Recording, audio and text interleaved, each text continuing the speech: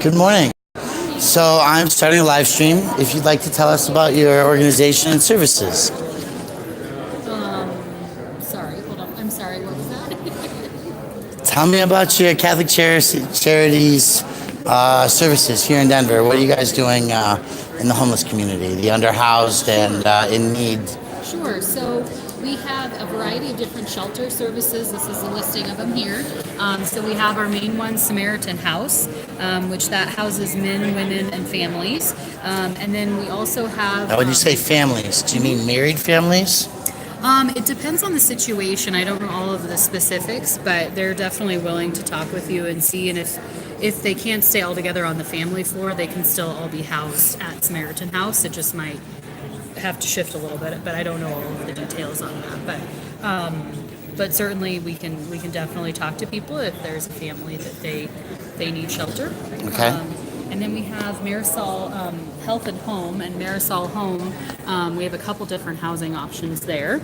And so they focus primarily on women with children, some that come from domestic violence situations, but we also have our other women's shelter that starts at Samaritan House, and then we bus them to a secondary location. But we have that as well. And then we also have our Archdiocesan housing, which we have independent housing for older adults and seniors, and then we also have family housing. Okay. In one of our buildings, we have we call it homeless preference, so we have a certain number of units that we get people housed that haven't had housing before. Okay. So is that rent-based housing or ownership? It's rent-based housing. Okay. So one of the discussions that we're having in the community is how rent-based housing is a problem in Denver because major global corporations are buying up the land, tearing down pre-existing buildings that are affordable rent. Sure. And then so we see like buildings built before 2010 have an average rent of like $1,100, but post 2010 at like $1,700 for the same comparable space of like a one-bedroom apartment or something like that, right? Yeah, so there's significant differences. And when we look at the resources, the band-aids that we have for the emergency services, one of the things that I'm really personally focused on is finding, defining, and maybe even helping to develop or grow the land trusts and long-term ownership that would say allow, instead of a developer to build an apartment compound, a fixed income or tight situation where people can own the condo, right? If the city of Denver, say, pays rent for people, right, that's the city using taxpayer dollars to support private businesses, in many cases that are for-profit scenarios, that becomes spreading that money globally. And it's one way that cannabis money is then, and amongst others in this booming economy, is being shifted around the world. And we think that money should go toward long-term permanent solutions, bringing people out of the economic downturns and giving them foundations of stability. So it's one of the conversations that I'm trying to help drive here in Denver because I think that's part of where we're missing the big picture pieces, right? Even when we look at if we were to have a land camp or tiny home village, the buy-in price to buy a couple of acres that is, dilapidated or whatever property means that, you have a $500,000 or more investment just to designate a tiny home village, unless you find something that's blighted land that the city will forego, but instead maybe would, deed to such an entity. So hopefully those are the kinds of conversations I'm gaining toward, and I'm gonna get my my tripod set up because it's a lot easier. But I'm Nice to meet you. It's a pleasure to meet you. What was your name again? Carrie. Carrie and Alyssa. Alyssa. Pleasure to meet you. I'm gonna be roaming around. Yeah, thank you.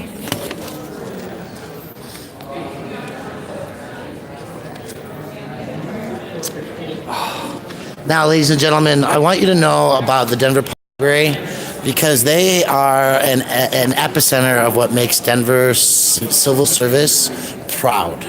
right? When we recognize that the library has become so much more of a social resource center, and we talk about the work, the laundry services, the mental health care that's going on. But I don't want to talk all the time. I want people to tell us what you're doing. So, good morning. And we are live. Absolutely. Well, we do have a lot of, the social services that you were saying incorporated into the library now, especially here at the Central Branch. We actually work with services to immigrants and refugees, and our office is over at Colfax and Irving at the Gonzales Branch.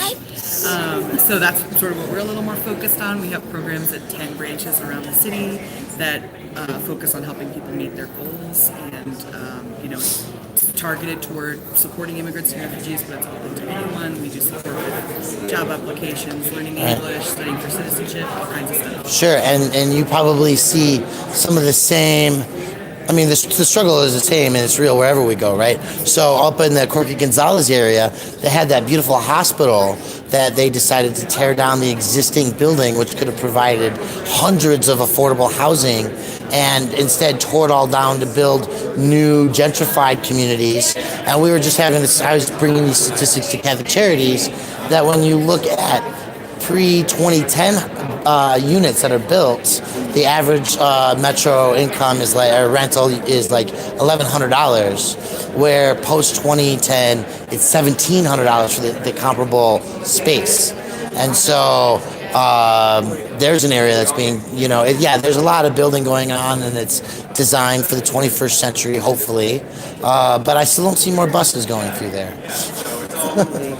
Yeah, there's a lot of issues in that neighborhood. Like you said, we're in really like a center of so much change and so much displacement, and so we just feel like it's really important to have a community space where people can come together and build community, because the only way people can work towards creating solutions is by coming together and having everyone have a voice and be creative about it. Yeah. So tell us what you got going on here.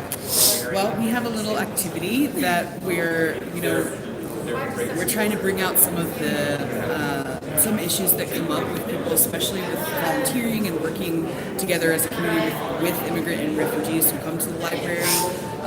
So this is about sort of an activity about microaggressions, where we're trying to match some things people might say with how they could be interpreted. Even if you have good intentions, your impact might be different. So we tried to, most all of these are examples that we hear on a pretty regular basis. Yeah, of people who are really well-meaning, but So I like when that picked out in my mind here, because I think that they've been doing a lot of protesting about the crisis in Somalia lately.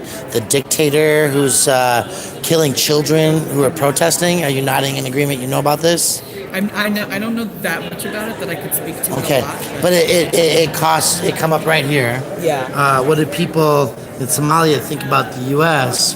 And I think I might automatically come to, it may be interpreted as you're not an American, right? Or I assume from the way you look or speak that you're a newcomer. Yeah, it could be interpreted in many ways. All immigrants are the same to me. Wow, that's some powerful stuff. When you say things, it might come across as a different way, and you have to be open to, And we all do. We have to practice, because we practicing. both and said some of these things. Yeah. It can be interpreted in such a different way than I intended, but it doesn't really matter. Yeah, Amanda, and I was having a conversation with one of my friends on an earlier stream this morning, and he used the phrase "old hag," and I was I didn't correct him. We were in a flow, but I was aware instantly of the no longer acceptable use of that term and how it took me aback, and so I can recognize that. How long have you lived in Denver? Might assume that you have to justify your choices to me for them to be valid. You can stand out and can't blend in. I don't know. That's just one. I don't acknowledge or remember the oppression of Native people and slaves in America. How long have you been in Denver? Oh, that's funny because this girl said, "Where are you from?" And I said, "Well, planet Earth." You know, it's a valid statement. But she was trying to determine, like, am I a native? I could feel it in her questions, right? Because she was born and bred in Denver, and my grandfather was born in Colorado. But migration 50, 100 years ago was a lot different. So This is something that came up at a conference we were at actually pretty recently, the National Immigrant Integration Conference, where people brought up this idea that well-intentioned people use the phrase a lot that we're a nation of immigrants. And that comes up all the time, but it sort of invisibilizes the indigenous people and people who didn't have a choice about coming here, and the historic oppression. So that's something we wanted to bring to the table. It's not our idea, but we wanted to kind of I love give it. people a chance to talk about it today. I love it. And guys, I'm going to solve this shakiness issue by slowing down and pulling out the equipment that I brought with me.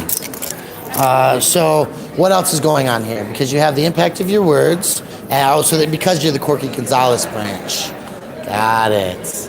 Nice. So what else do you guys have going on out there? Well, we have lots of different activities. We have some information about some of our volunteer opportunities today. We have volunteer opportunities all around the city. We also have some reading groups we take with them and some daily practices that can help you be a little bit more empathetic and thinking more about the impact of your words. Let's practice something together. Okay. I think that's a good thing to do for people around the world. Okay. Because we have people in Australia and England who watch, and we're educating and spreading this conversation a long way. So let's practice. What do you have there? Yeah. So one of the things that we have in our practice section is just considering your words before you speak. If you're working with anyone who, appreciating that different people have so this different is values one than you. I'm really Okay. And curious. practicing what is- genuine, attentive listening, and then dropping the defensiveness. So it's really easy to be defensive if somebody says that something you said might have offended them. To be Yeah. defensive and say, well, this isn't about race or it's not about, whatever. But just the defensiveness isn't really necessary. You have to just kind of open up and listen. And that's what we're practicing. Or trying to start. So one thing I do is So that's why we brought this activity with us today. It's a hard thing, so let's practice because I'm going to be attentive and I am listening even though I'm moving. But that's what happens so many times, right? So that's a real example because here I am distracted trying to get my work so that I can be more focused, and somebody comes up and just asks you a question, right? You're like, I'm thinking here, I'm not paying attention to you. But maybe they need help or some real assistance. So as a librarian, that's important. But then when people are not asking about library things, it could even be like, well, that's not why I'm here. Right. Absolutely. It's very easy to make assumptions about why you think people are talking to you in a certain way or asking you a question. And when you are assuming things, it's hard to actually listen. And by saying all this, I'm not saying I'm not guilty of it. It's just I am working on it every day. Right. Well, that's the idea of discussing our own shortcomings and accountability is so that we as a society and communities can grow in that method. Absolutely. Yeah. So let's see. We're going to practice. Yeah. So, one example would be, I bet you guys. I think one thing that people assume is we have something at the library that we call a reference interview, and it's if somebody comes up and asks you a question about something, instead of just jumping to a conclusion, if you come and ask me, I don't know, what's something you might ask for at the library, if you're looking for a certain book, there might be certain assumptions I make, oh, well, he wants this, so I just jump to a conclusion and offer you some resource. But if I take some time and really talk through. Yeah. So maybe I've been doing Google searches on the Dust Bowl, but I'm really having a hard time coming up with the evidence that this park here, right outside the McNichols building, during the 1920s, the Dust Bowl era, was man. People lived, went to the bathroom, we had kitchens and food and all that stuff in a way that the city leaders of Denver helped to actually take care of people in a better way. Because I want to show that we're the library here in Colorado now, 100 years later. So I might ask for stuff on the Dust Bowl. Right? But if I just ask for the Dust Bowl, and you're like, well, what is it about the Dust Bowl that you're trying to find out? So that maybe you might know that instead of going to some historical District is so diverse from what. dissertations on it. I might be looking for photography essays. And you might know that there's photographic books that are in the reserve section that you can check out instead of the check out and take it home section, right? Absolutely.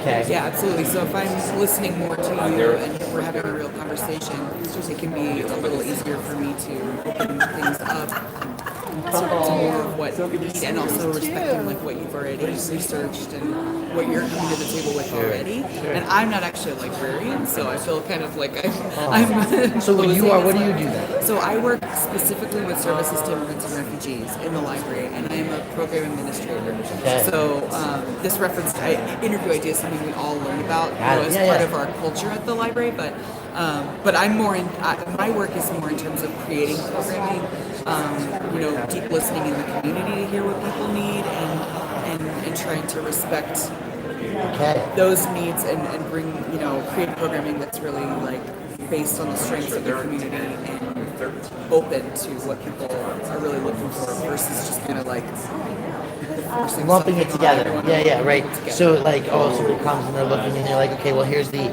lawyers and here's this and here's this, and they really might have just showed up to say, well, we just need to get some groceries and we're out of money. And you might think that they need legalization because you're stuck in that so much. So if we just have an English class, it's cutting some people out versus the program that we've created, well, that was created before my time, but it's been around for a while. It's called Plaza at the libraries, and it's a program that's very open space. So we do offer support for English language learning and things like that, and citizenship support, but it's also a space where people can come.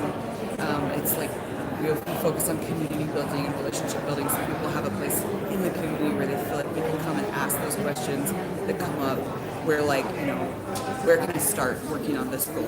Or I just need food assistance. Where can I start with that? And we try to make those connections and create that community space. If that makes sense. It does. It absolutely does.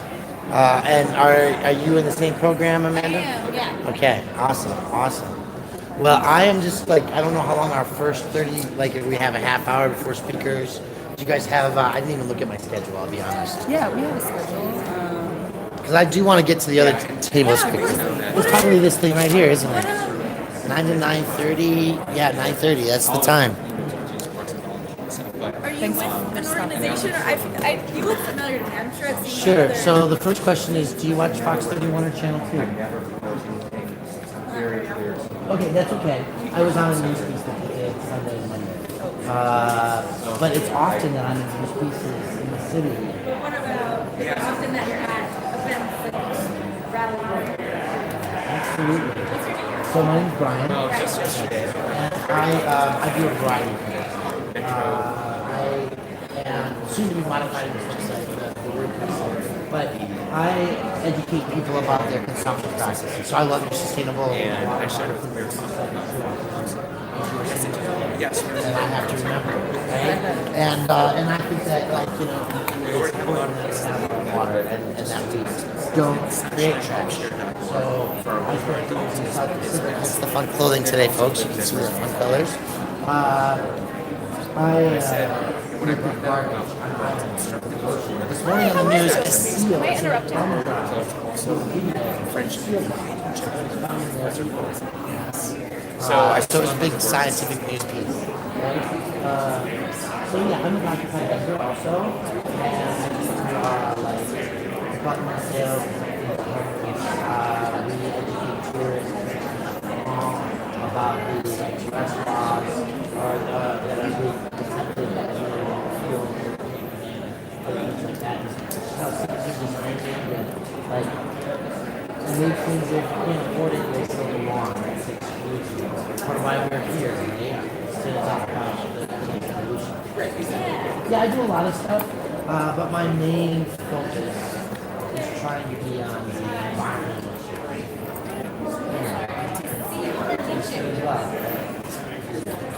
And thank you. I'm gonna.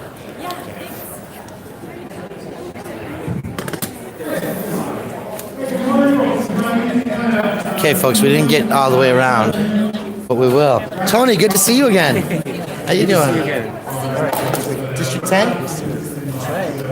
Good morning. Good morning. My name is Chris Conrad. I direct Denver's Road Home, the City of Denver's signature agency that responds to the needs of people experiencing homelessness in our community. Welcome to the first Giver Summit here in Denver, the first event of this type that we've been able to find in the nation. We're so excited to have you here today with us. You can't start a Giver Summit without starting with gratitude. So I want to be sure that we're giving our thanks to Suncor Energy, our lead sponsor for today, who committed offerings to Thanks to our presenters and panelists, and thanks to our partners at Joining Vision and Action, who kept our planning on track to make sure that we brought this event to you today. All our partners, facility-wise, we got all the facilities engaged today, come to the city. So thanks to Denver Library, Denver Arts and Venues, particularly the facility staff here at McNichols who did all the setup for today for us. And thanks to Office of Behavioral Health Strategies for helping reserve us space to convene as well. Thanks also to, I want to recognize that our Denver Dayworks participants are here today. They made it really do as they arrived. As you arrived today. So these folks are going to be available all day today to walk between facility locations for today's event. So I hope folks got the menu, but we have sessions that are happening in McNichols building today, as well as Denver Central Library. So our Dayworks folks, if you can give a quick raise of hands, are going to help walk groups between facilities for the day, back here for lunch, back to the facilities, probably back here for our keynote as well. So please follow them. We're lucky to have them along as well. So this morning, it's my great honor to introduce our first speaker for today. If you've been in Denver for any amount of time, it's likely that you know Gloria Neal. In her more than 25 years of uniquely blended experience here in Denver, she's worked as a multimedia journalist, a spokesperson, a voiceover talent, community engagement manager, as well as a radio and television talent. She knows the topic today, and she's been a source of trusted information in both public and private sectors. She's bringing all that experience together as the new Director of Public Affairs for Mayor Michael B. Hancock, and is joining us today. Glo really knows Denver, the heartbeat of the city, and we're thrilled to have her with us today. So Gloria, please take it over.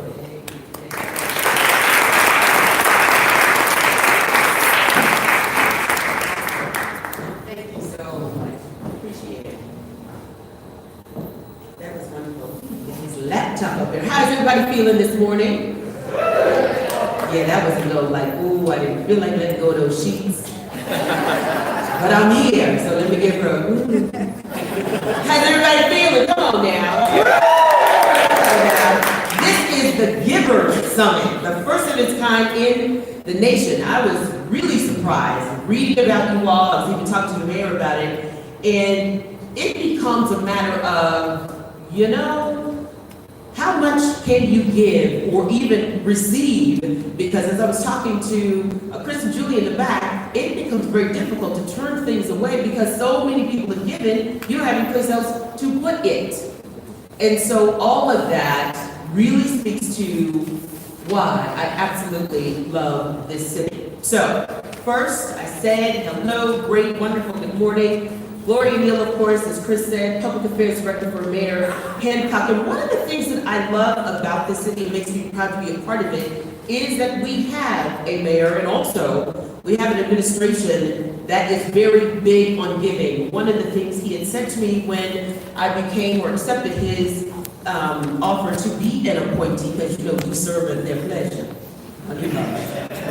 That means some long hours, but it is all good when you see the fruits of your labor. And I said to him, it is so very important to be not just in the community, living in the community, but be of the community.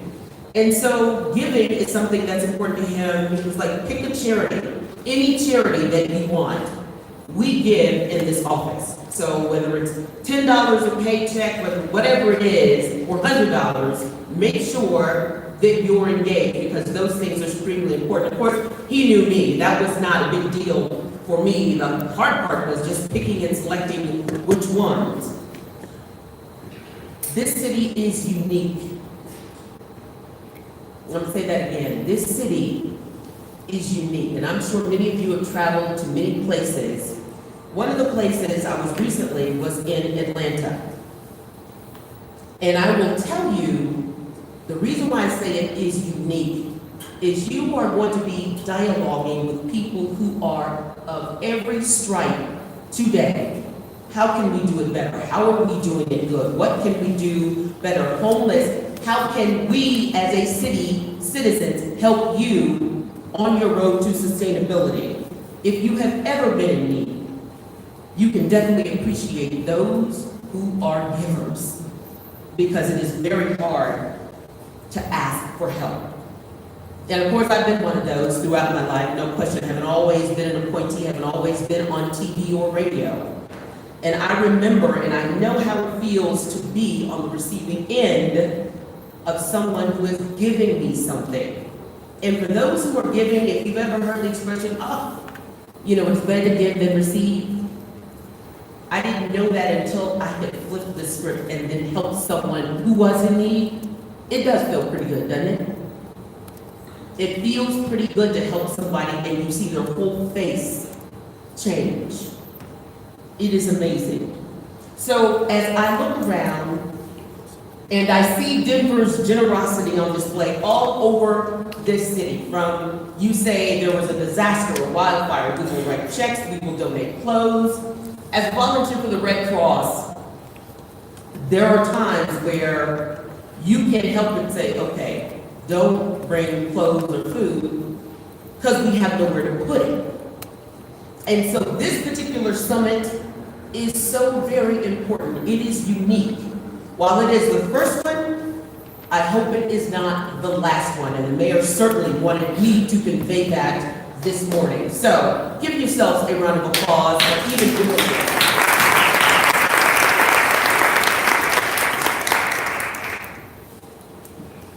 That was a bit tipping. Let's try it again. Y'all are givers, right? So somebody comes up to you and they say, I'm a hugger. You ever hear that? Somebody comes and is like, I'm a hugger. Like, okay, because we just met. So typically, if you're gonna hug me, you gotta buy me some chicken McNuggets or something.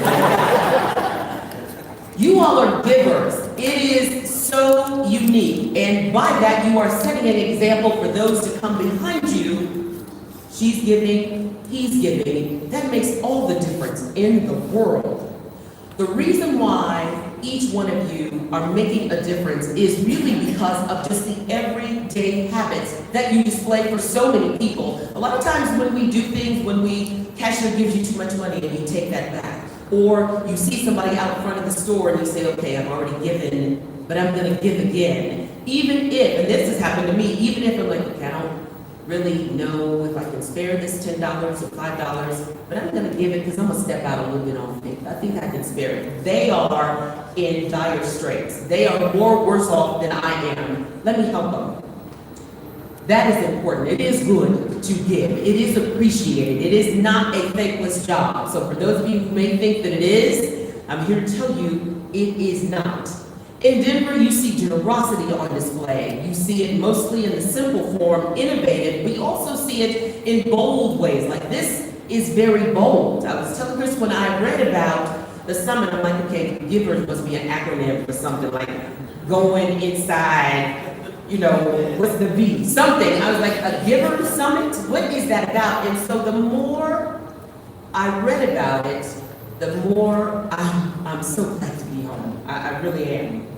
The Giver Summit is a day to celebrate what you have done, to celebrate what those who will be helping this organization do. It's also a time to really allow those who are in need to talk to you about some of the things that are not quite right, or some of the things that are quite right, and other organizations to share and have that synergy where you don't have to duplicate efforts. You can really kind of team up. All of these things are what make Denver, Denver. It makes it worth it to live here. And even though I'm not a native, we got any natives in the room? Look, on the woo. So we got one woo and about 15 hands. I know y'all are very proud because you know when I meet natives, I'm like, ooh, let me look in. Because you know, all the time. It is a beautiful place to be, not be from. It is a beautiful place to be, to live in. And if you are from here, that is even better. But I've been here almost 30 years, so doggone it, I'm a transplant, I'm not leaving. Okay, how about that? So, essential role that you all are playing, serving those in our community who are experiencing homelessness. You're truly, truly affecting lives, lifelong legacies where economic prosperity probably would not be attained without somebody. I know I've had help, but sure many of you in here have had help, are getting help. That is important, and there is no shame in that. That is the hardest thing. There is no shame in being in need, right? At the same time, as I said this to many of my relatives, there's a difference between me helping and me carrying you. At some point, you need to be sustainable. And why it is important for you to get the help, for there to be organizations that can help. And so all of this makes a difference in a city like this. We can't afford to leave thousands of people behind in any city. And Denver gets that. The mayor gets that. That support, that legacy building, that understanding is there. To have a lasting impact on many Let's lives while remember offering the that Mayor tools, Hancock's the lesson opportunities, is and even the includes the number of relationships school needed to children get that are through unhoused have some gone of up life's 300% toughest during his obstacles. tenure. We appreciate you all here in Denver and what you are doing. So I want to say thank you on behalf of the mayor to all of you for the investment of your time, your efforts, and even the generosity that you are bringing throughout this city, because it makes a difference with those who are looking. They're looking for somebody to say, I care about you. I may not know you, but I care. So together, we are all Denver. I want to thank y'all this morning for allowing me to be here and open this up. Thank you so much. All right, so we're going to do one last chance. So if I say, let's go givers, y'all are going to be timid, right? On 3. 1, 2, 3. Let's go givers! Thank y'all. I'm gonna hop back up here just a second. I wasn't planning on, I'm really excited about this piece that I'm covering right here. I didn't know if this was gonna come together, so I didn't work it into the earlier remarks, so oblige me. This is a surprise for all of us, but particularly for somebody in the audience today. A couple of days before we kicked off this event, I got an email from somebody who wanted to come and acknowledge a person who's given to her life in particular ways. So, Taylor, are you available? Here, please come up to the stage.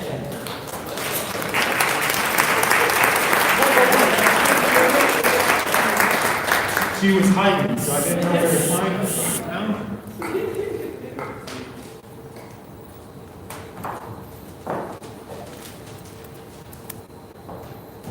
Hi, my name is Taylor Din. I am the daughter of Amber Din, the owner of Facing Homelessness Denver. I just wanted to do this as a little surprise for my mom, so I hope this introductory speech goes well. The more that I was trying to put something together, I was thinking about the word giving and being a giver and what that really means. And I truly define the word giving as Amber did, because she has worked so hard throughout her whole life to provide the best for her friends, her family, and myself and the people around me. She spends day and night working a full-time job while going to school for her degree, which she'll be graduating in a couple of months.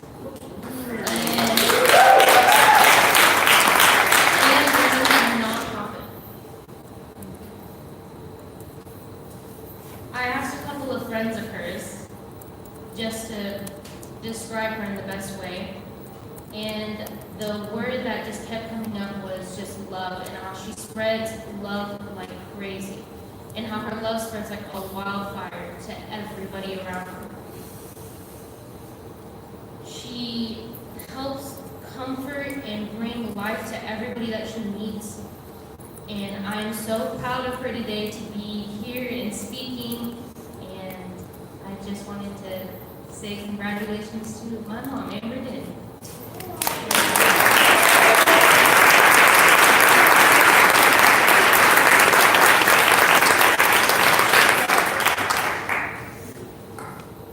Thanks, Taylor. That's wonderful. So take this as a note. Anytime Chris Connor's putting together an event, if you call 3 days ahead of time and you say, hey, can I get some morning remarks to talk about my mom? My answer is always going to be yes, talk about my mom. So, on that note, happy Pay Equity Day today as well. We want to recognize that as well. So fold that in today's events as you will. At this point, I get to introduce wonderful people, but there's wonderful people around their table, so please take your moment before our next sessions, introduce yourselves, and stop by to visit the information tables. Our sessions are going to kick off at 10:30, so you need to be over at the library, either the lower level or the 5th floor or the 7th floor by then, to get to the start of the sessions. And please meet with the Denver Day Works folks as they'll be guiding you in between here and there. Enjoy. We'll see you back here for lunch, and enjoy the morning sessions. Thank you very much.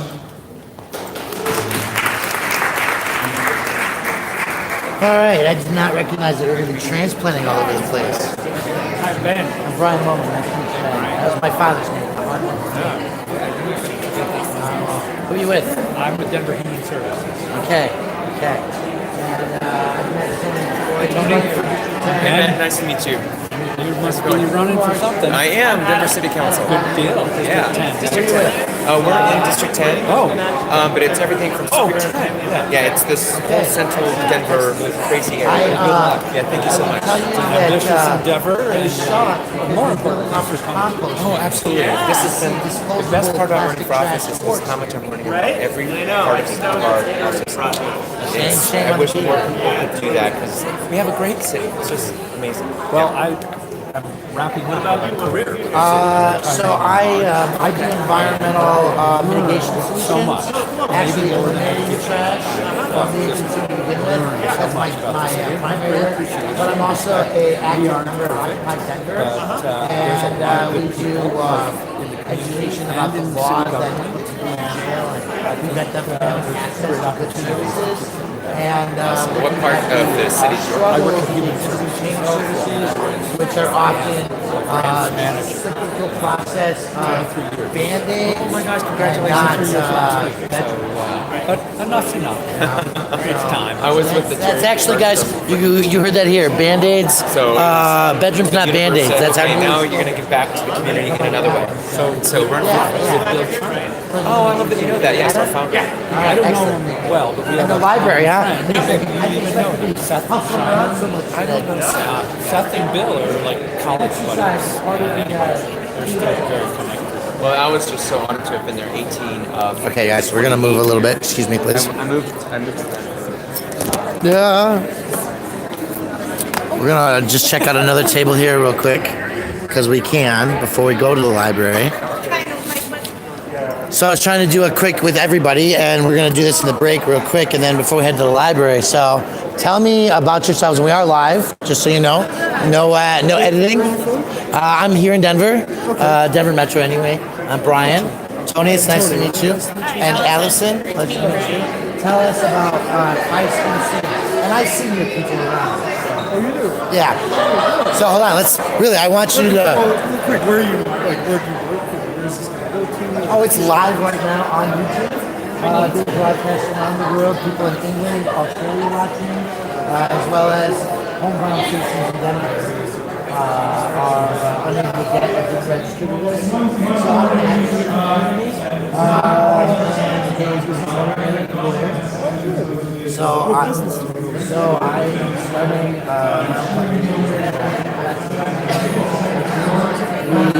to some people converting on capital. And actually, I think I might have given my business card to someone who's a business. Did you guys do meals that are often plastic bag and brown, like sandwich bags and brown bags, sometimes trash in those? Or we could get rid of that. We have handed out like 4, but that's not consistently. Okay. It's only when there's other events. We don't have permits in place. Gotcha. Well, we don't ever feed with the permit. It's actually part of our policy at Occupy Denver not to have permits to provide food. At the corner of Broadway and 16th one day. Quite probable. Yeah, we were handing out bag lunches. Because You guys were. We didn't have the permit that particular day. Yeah. Okay, so that would be an example. Yes. Yeah. We had sort of 5 days throughout the year. So when you sit your meals on the cook, is that with dishes that get washed every week? Basically. Are you talking about what we serve it on? Yeah. Yeah. What would people eat off of? Is that washed on a weekly basis? Right. And so that's part of what I do. Hi, Amanda. Thank you. Is to engage and drive this conversation, and I'm digging for the other chapter, which has the business card. That's why I'm like, so no, actually, we do meals on the 16th on Sundays, and everything's washed. The silverware, the coffee crafts, the plates, the not only the service change, but what everybody eats off on the mat. So there's no trash. There's zero trash. Because my understanding in my own quick talk was that Genesis 2:11 was God gave man the garden to care. We could perceive the planet as a garden.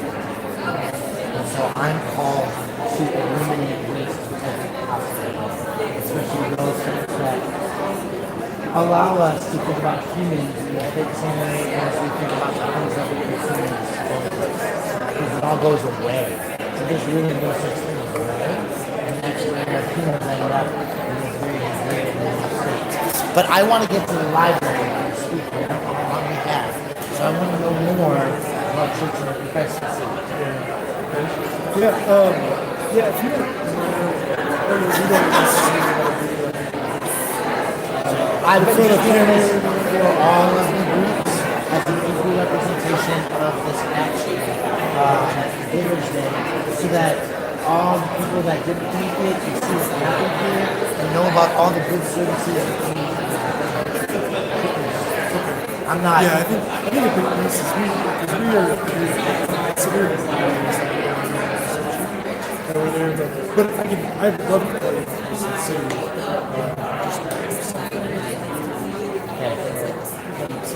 It doesn't. And the only reason I say that is because keep the light out there, right? Darkness doesn't hide the light. So if you're doing things that are in the light, you will benefit from it. And you should know what those good services are. And what happens is it's such a perception. For example, that the city provides everything that a human being needs to go from an emergency situation to homelessness because they were assaulted, or they run away from their abandoned home, or they had an injury or an illness that was not able to their rent, they got laid off, and then they ended up in a tailspin, right? People think that it's a very simple, easy to navigate process. That is just like, oh, here you go, and happy-go-lucky will carry you on your way. And all the people who aren't carried on their way to success is because they chose not to. So when we talk to anybody, we think that they would recognize that. And when we express the truth, we have the light of the darkness. And the light of the darkness is things like the fact that on the house school children in the city of Denver that go to public schools have gone up 300% in the last decade. Primarily due to but the reality is that those children are not at fault. They don't have that choice. But it takes like 16 months on average to get a child in the city of Denver's house. 16 months, 5 years, to get them into some permanent setting. So what are entities doing to help alleviate that burden? It's part of the healthy dialogue, right? And as a former member of St. Paul's Methodist, off the 16th, we had Saturday meals. Before I moved away, I think they had to close that church down. Luckily, they're in another location, right? But that's a church that provided shelters, that provided meals, right? That had communities. So I love what the church does. I was raised on a community. Yeah, no, I'm not. Please don't take this the wrong way. I'm not saying that you're doing it. I guess it is a sensitivity that I'm trying to navigate so I guess about Christmas and a lot of it is relational and trying to navigate with them. They're trying to seeking as much support from there. Seeing where they can use resources, seeing where they can help. So things like outreach worker that is striving to Right. But then also, you bring people back to the church so you can have longer term accountability. You can actually like walk with them if you choose that. Have family and have friends and people that of course we can find the invitation. We could join some church. Oh, great. We have this gift. Yeah, we were usually I'd like to share this. But yeah, if they want to walk their journey, if they don't decide to go along there, outreach program. still trying to walk Send out teams of adults about their work to throughout the dining areas. it's really obviously relationships. One of the big reasons why the parents is actually so the fee that we have in the means So the idea is that young adults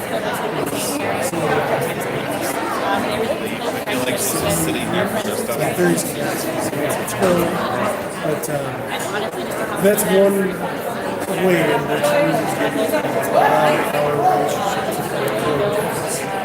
We strive to do this kind of stress-free, loving community that just is there for them to sit down, rest,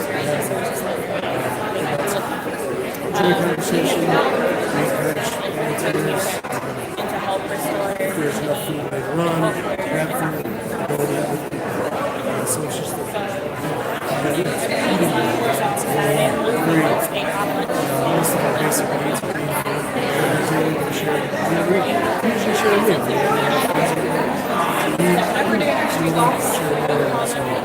And then get to know them. The enriching piece of that evening is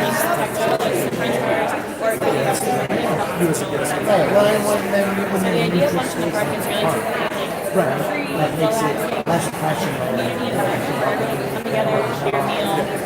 So that where I'm coming from is that if someone else say, listen, I commend you for always bring light. I'm just trying to think through like the sensitivity of affection with friends and perception of words or listening.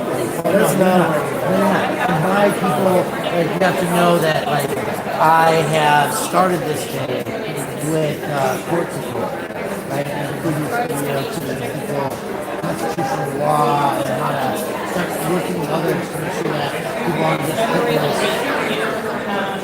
cigarette smoking to work camp or whatever the situation is. Like, I think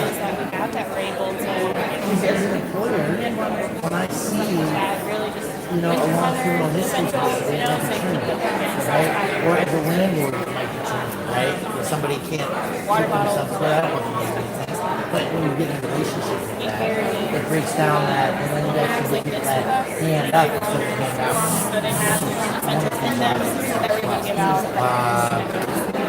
And I'm gonna get my car with some accents.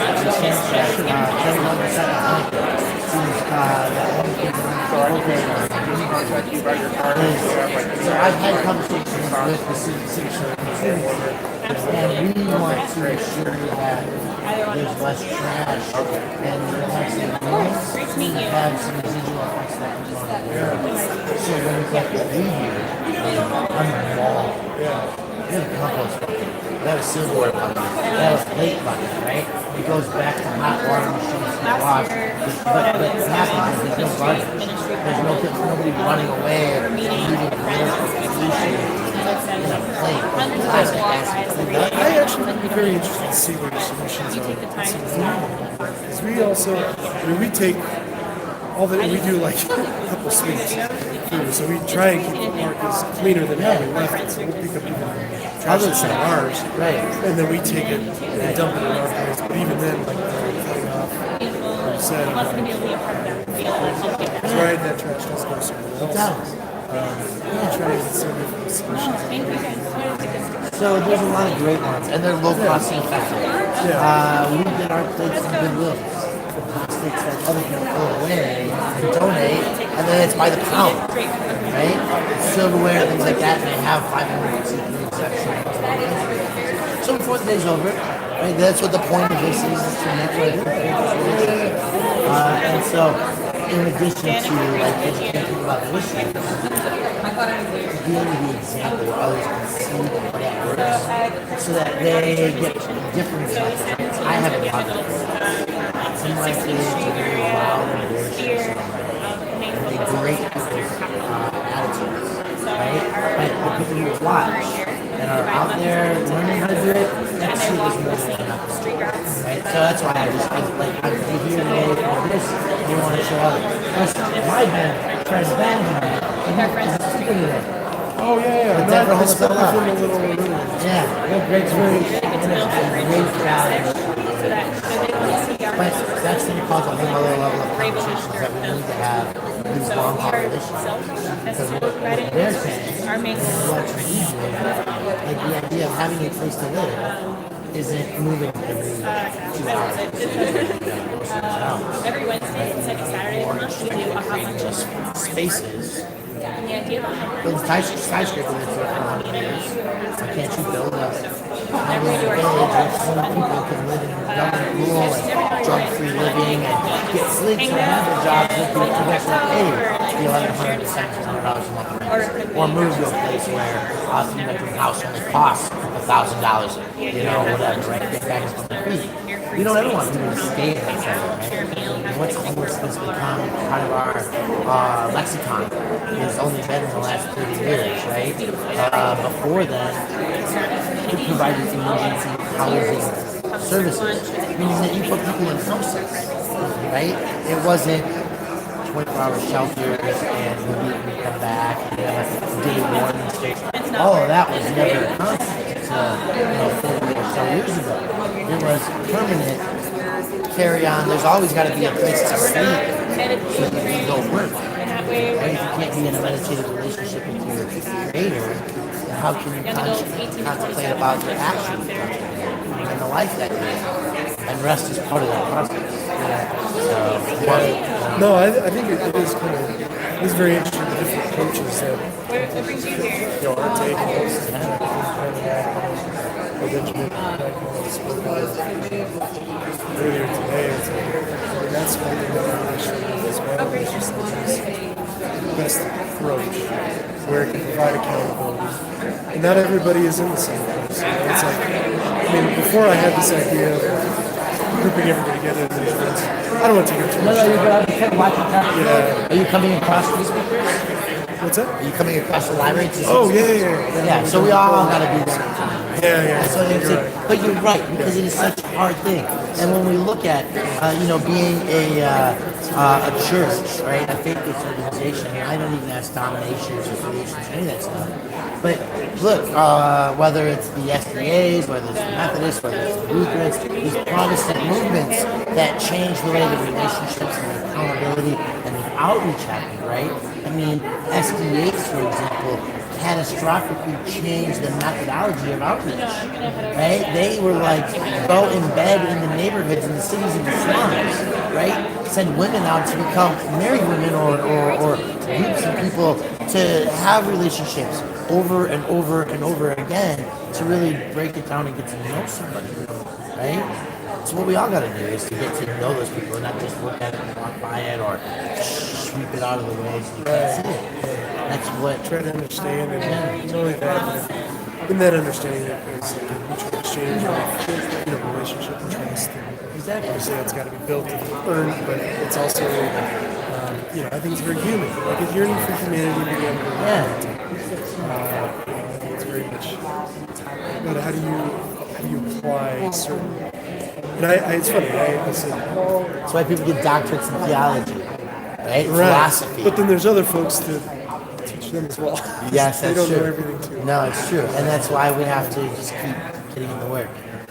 Pleasure chatting. Yeah, I hope I didn't come across No, as. not at all. I was Not just at trying to be cautious. No, and I respect that. That's why I didn't wear my Occupy Denver hoodie today. Right? Why I actually dressed in a suit different than. You look good. Thank you. Different than the blue jeans and megaphone that I might be perceived as, right? So yeah, we have to carry different messages, and I think we all belong to the same thing. Yeah. I want to get over there. Yeah, Nice chatting with you. Thank you very much. Thank you. Yes. Okay, guys, I have no idea what the conversations were going, but hidden at the moment.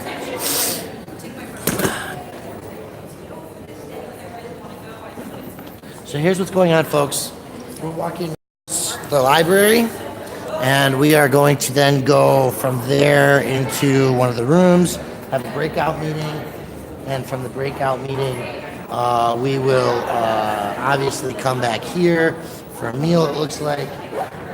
So there's a variety of things that are going on. That means you're going to walk with me, and we'll come back to that later. I think I'm just going to carry it, huh?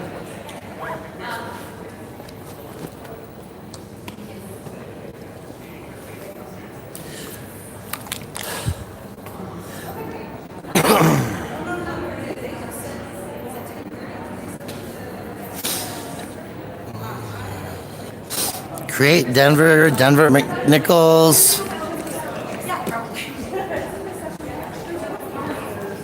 I thought there were 2 in the library immediately, and then there's some later. Okay. Thank you. So we've got a little bit of time. We're going to the library. You know what that means, folks? That means we're going to walk downtown and we're going to look at some of the issues that people are experiencing living in our community. Or are we just going to go down one floor for this speaker? Oh. Ew. These are small rooms. Is this a panel? Oh, you have the cheat sheet. Can I ask what we're doing here? This is close to home, sharing our experiences of homeless to mobilize change. And then the food donation in public spaces.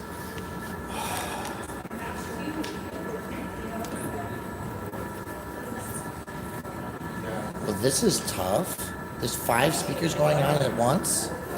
Panels? 6 panels? There's not enough people attending to go to all these panels.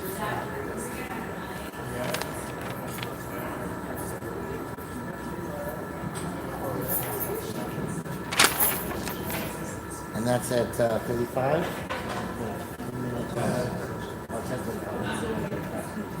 And 30. All right, we got 15 minutes to get there, folks.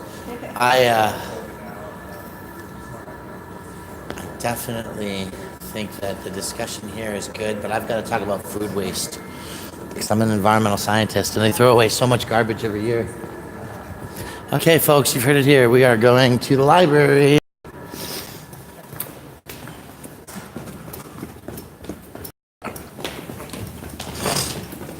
And this is funny because Tony from the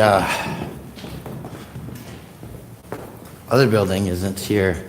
There's Christ in the City to go with us over there. Hopefully he'll be going to that food waste thing because that's an interesting thing.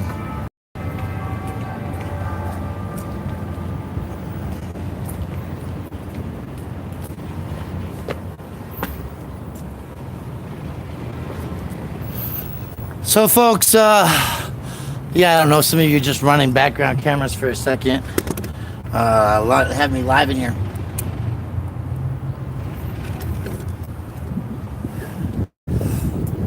Live in the background for the benefit of it.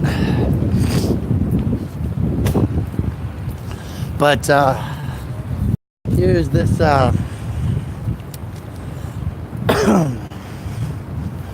real life view of citizens living in the struggle. How's it going? Good morning. Mine tastes better than yours. I bet it does. Would you like some? You probably would. By all means, it's free state. I don't smoke. I can give it away all I like. I don't smoke, but she does. That's okay.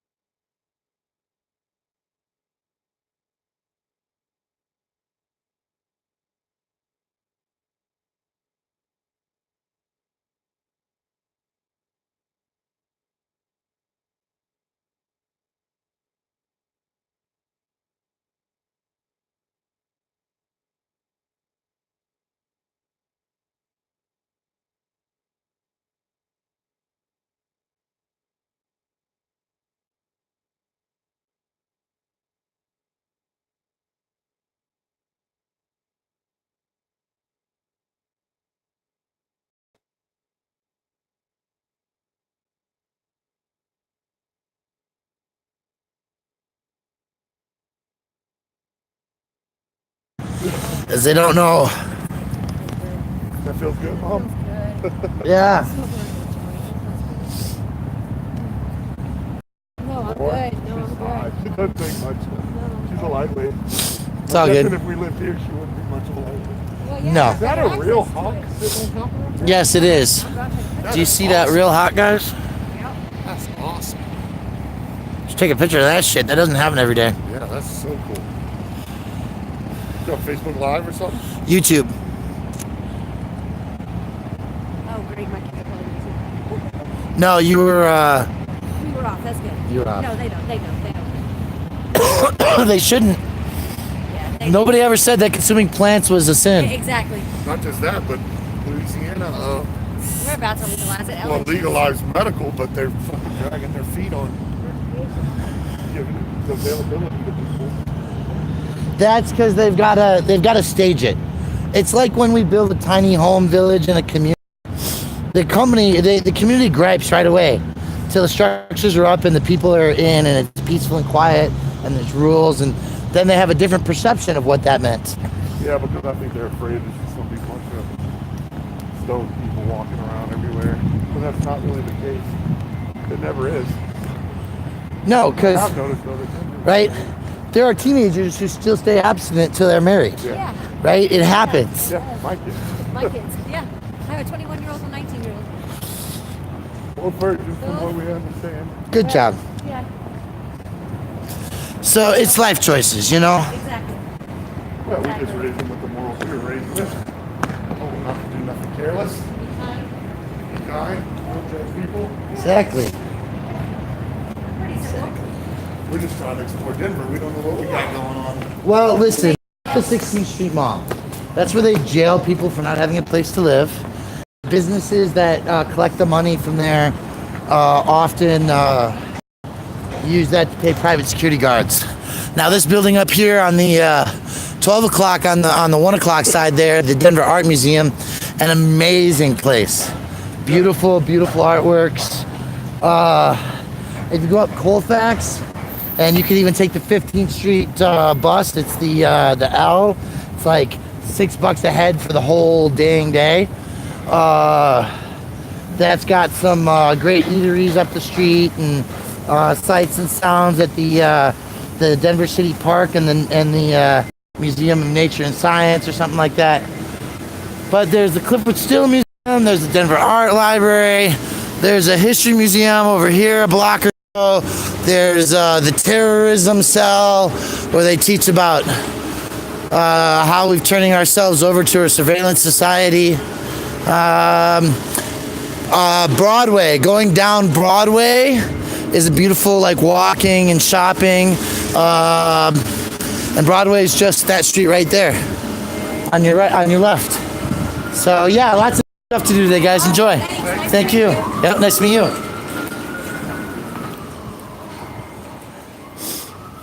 Hey, you guys know where these speakers are at? No, I'm trying to find them. Oh, down the stairs, right here. All of them? I believe so. Fantastic. That was a very touching thing you said about your mother there. Oh, thank you. Indeed. We're looking for the food waste one. I think it should be here as well.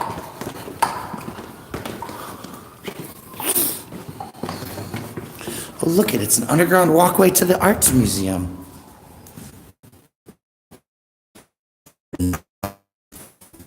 Only.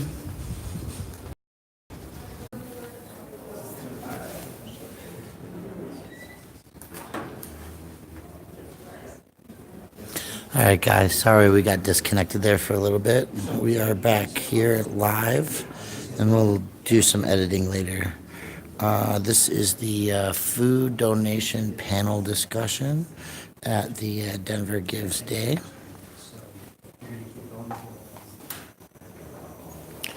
Sorry for the dead spots there, guys, but it looks like we are back on Wi-Fi.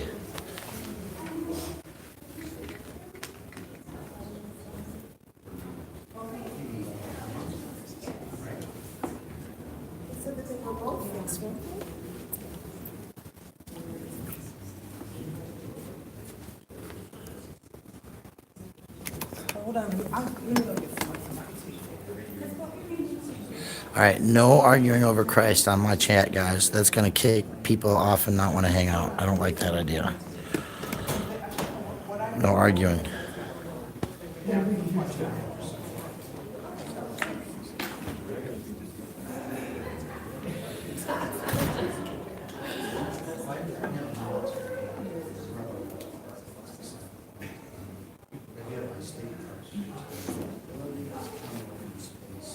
Yeah.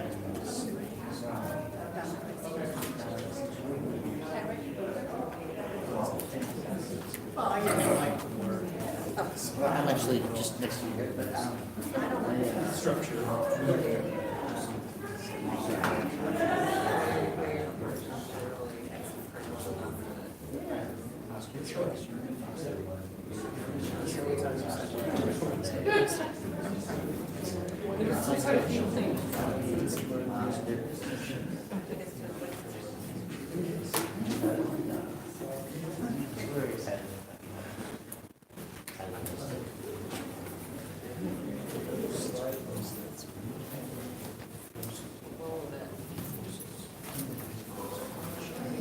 and just so you guys know, we have a fairly small attended room. We're going to focus on the panel.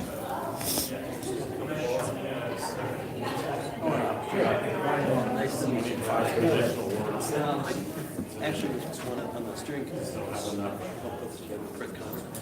Oh, fantastic. Food distribution. Kids. Excellent. Scott and I are working on zero waste methods to eliminate trash, increase recycling, make the Civic Center cereals. And I do virtually zero waste meal on the mall that feeds about 150 people a week, where they're eating on plastic plates with metal forks and coffee served out of carafe.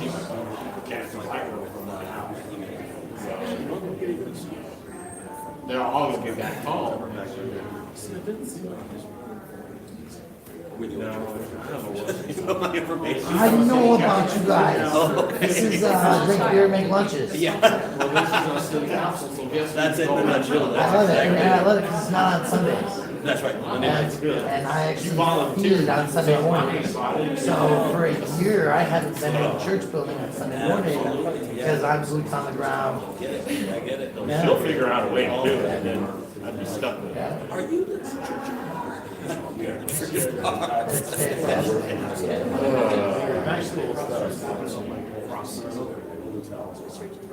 This is after hours, Denver. I feel like we should circle around the panelists so that we're in a circle talking to each other. Such a small community here. Who are you, Hun? I'm Brian. Hi. I'm Shannon. Shannon, nice to meet you. Nice to meet you. And who are you with? Myself, I'm just a Fantastic. community member that donates time and is trying to see where to put more of that. Excellent. Thank you. Ooh. We have a solstice. We have a screen showing up, guys. Thank you. We appreciate the fact that we are considered to have good auditors here.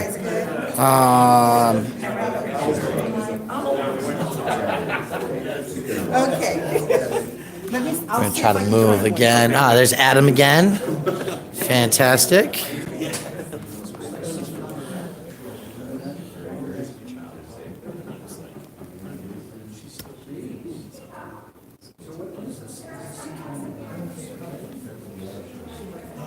We're making our way around lots of scratches.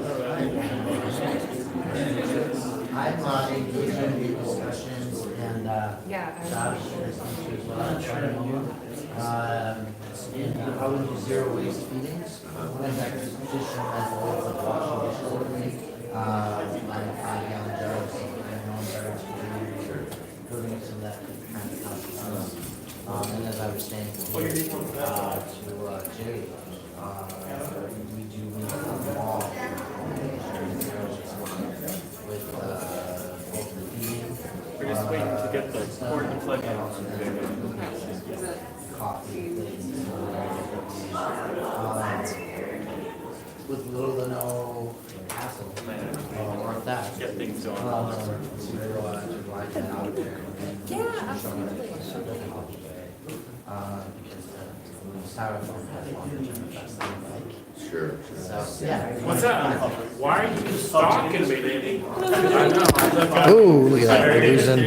We're losing folks. It is the switch dip. There's one on my desk. Is there one? Back to number. Yep. So in the back, we're talking about military standards in the back of the room. If you can hear that, that's kind of funny.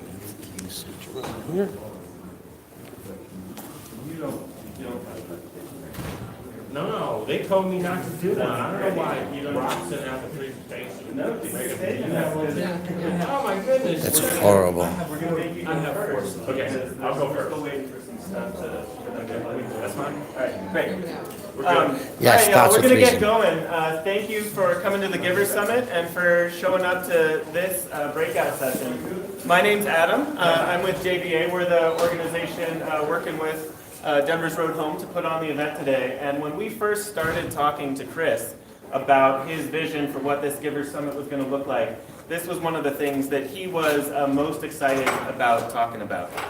So what we're here today to do is to have a conversation about the fact that there's so much amazing giving happening all across town, but especially located here in kind of the Civic Center area. And it's having a really beneficial effect for our population of people experiencing homelessness. And at the same time, we want to make sure that that giving is being done in a way that's having a minimum amount of adverse effects or unintended consequences or things like that. So we've lined up a great panel of folks from Civic Center Conservancy, from the city's Department of Public Health and Environment, and from Parks and Rec to talk about from each of their perspectives what are some of the issues, what are some of the challenges, and some suggestions for how to mitigate those. And then this afternoon, we're going to be coming back into this same room and having more of a kind of facilitated feedback session. So this morning is mostly going to be these folks sharing their perspective. We might have some time for Q&A. And then all this afternoon during the breakout session, it's going to be more interactive. We're going to have charts on the wall where we're coming up with ideas. And hopefully by the end of the day, we're going to come up with some really solid opportunities that we can leave today's summit moving forward with to continue that dialogue. Let me introduce who you're going to be hearing from today. This is Scott Gilmore with Denver Parks and Rec. This is Danica. She's with Denver Department of Public Health and Environment and in charge of public inspections. And then this is Scott Gilmore with the Civic Center Conservancy. Scott Robson. Sorry. Scott Robson with the Civic Center Conservancy. Too many Scotts in the room. We're the bookends. Yeah, exactly. So we're going to have this Scott kick us off while we get all of our AV set up for the next two presentations. So yeah, go ahead and introduce yourself and tell us what we need to know. I'm the slacker. I'm Scott Gilmore from Parks and Rec. I don't have a presentation, so I get to go first since this is not all worked out and not ready. So, Scott Gilmore, Denver Parks and Recreation. I'm the Deputy Executive Director of Denver Parks. And so all the management of all the parks, 260 urban parks, 40 mountain parks, fall to me. I'm the responsible one. So if there's park not being taken care of, or there's issues in the park, that all falls up to me. So my job is the maintenance, the design and building of new parks, golf courses, all the mountain parks, the ranger program, forestry, all those things, facility buildings that we have, all those things fall up to the management of my position. Actually, Scott Robson, who actually runs the Conservancy for Civic Center, actually was in this position for a while, and he also was the executive director of Parks. So that is actually a really good thing because, him being at Civic Center Park, he knows the city, he knows the challenges with the Parks Department. So, we have some really good people doing a lot of great things in the city. So, work with a lot of city agencies like Danica at Environmental Health. We all work really closely together to really try to support, efforts to take care of our most vulnerable populations. As a park, the one thing I always tell people, I get a lot of emails, and a lot of times I'll get emails from individuals that say, there's people in the park, they have their stuff, the park is dirty, and the first thing I'll email back and I'll say, first of all, it's not illegal to be in the park. Unless it's, during curfew hours, you can't be in the park, except for pass-through. People can work their way through the parks. The other thing, it's not illegal to be homeless. So those two things together, it's not illegal to be homeless or in the park. So you know what? Individuals that are homeless are really struggling to get back into society. Some of them are the parks become their home for the day. And so understand that we are all one mistake or one decision from being homeless too. So I really try to stress that. A lot of times people don't want to hear that, but guess what? That is what it is. And so I always really try to make sure that people understand that we as a city want to support our most vulnerable populations and making sure that, if we see individuals in the park that might be struggling, we try our best to try to make sure that they know where their service is, that there are individuals out there that can be supportive. I do want to acknowledge a couple of people. We have Lieutenant Chavez, who's with DPD. He actually is part of District 6, I believe, downtown. We work really closely together on issues. Bob Toll, who is our ranger administrator, he actually helps just manage he does manage all of our ranger staff for the whole city and county of Denver. From issues from glass in the park, to smoking on a playground, to dogs off leash, all those things, we work really well together. The reason we have a really great ranger program, probably one of the best ranger programs in the country. When I started this job, somebody better tell me how long I can go. I will go all day. When I started this program, when I started this job, when the mayor, I actually am an appointee of the mayor. A little over 7 years ago, he asked me to serve in this position. We had 2 park rangers, and they got around the city on bikes and on the bus. Pretty poor ranger program. When I came on, I came from the Division of Wildlife, where we utilize park rangers and others to really, work with the public to explain rules and regulations. The police department, trying to call the police department for somebody that has glass in the park or is riding a skateboard in a place just wasn't what we wanted to do. We wanted to actually work with individuals that are in our parks and making sure that everybody's following the park rules and regulations. We don't need the police department going up to individuals, telling people, oh, you shouldn't have glass in the park.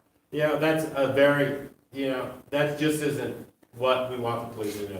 They have a lot of important calls that they need to respond to where they're really protecting the public. Our rangers, what we can do with the rangers is a real soft touch. Our rangers go out and they actually try to explain to people what the rules and regulations are. We try not to give citations. We try really hard to just explain to people what's allowed in the parks and what's not allowed. And to educate people about our park system and to just be, a good face of the city as we go. We had 2 rangers 7 years ago. We have 30 now. We have one of the most robust ranger programs in the country. And it is a way that people love our rangers. We are able to deal with dogs off leash. We had some parks that were de facto dog off leash parks when I started this job. Cheeseman Park, you'd go out there and there'd be dogs everywhere. So that's not happening now. The reason I bring up the rangers is our rangers have really taken on working with our most vulnerable populations, the homeless. They contact them on a daily basis, trying to make sure that people know that there are services out there and that we're here to be supportive. Our ranger programs, we're at the Giver Summit. Our rangers actually have started a program internally within our department to collect hats and gloves. So when they're out connecting with homeless individuals that might not have gloves or hats, and it's a bitterly cold night out, our rangers are providing some of those items for those individuals. So we're not out there trying to say, don't be in the park, don't do this, don't do that. We're actually trying to be really supportive. One of the other people I want to acknowledge is actually Jerry with After Hours. Jerry, so when we started talking about feeding in the parks, which is challenging because, we have events going on in the parks, we're having a lot of things always going on. People are pulling permits and paying for, space in the parks to have events, from the Taste of Colorado to Cinco de Mayo to all these different events, especially in Civic Center, one of our busiest parks in the city. We have the Eats program, we have all these different things. we reached out to groups that, that we knew were feeding in the parks, and we were really trying to explain to them, the rangers were reaching out. I was actually hitting the parks a lot. We were talking to some groups about, we were having challenges in the park. We were having debris left. We were having, people were handing out stuff and then leaving, and then just the park was trash. So I realized Jerry was actually running a program where, with after hours, it's a lot of groups, church groups that have come together to provide services in the park. And you know what? We looked at them, and they were doing it right. They actually, when we reached out to them, they said, we actually have a best practices document where these are the things we try to do. We come out, our stuff is packed up, we don't want to be too disruptive in the park, we clean up afterwards. These are all the things. We don't just come out and drop a box of food out on the curb and then take off. And that's the challenge that, as a parks department, we were having. So I did want to personally thank Jerry. We have been working with him very closely over the past 4 or 5 years. You've been feeding for 10 years. So he has been phenomenal. When you guys walked from the McNichols building to here, you had to cross the street to the library. There was a time where people were feeding right there. And what it was causing some challenges because people were trying to move through the park, and then you had a large group of people being fed. It just made it challenging. We reached out to Jerry and said, Jerry, can you move up the street a little bit and make sure that your people stay on the sidewalk, the people you're feeding, so we don't kill the grass, because we're always challenged with that as managing the park. And Jerry and them just moved up the street a little bit, and they they pick up their trash. They have helped incredibly, and they're a role model for other groups. So it's been good. We never go out and tell a group, don't feed.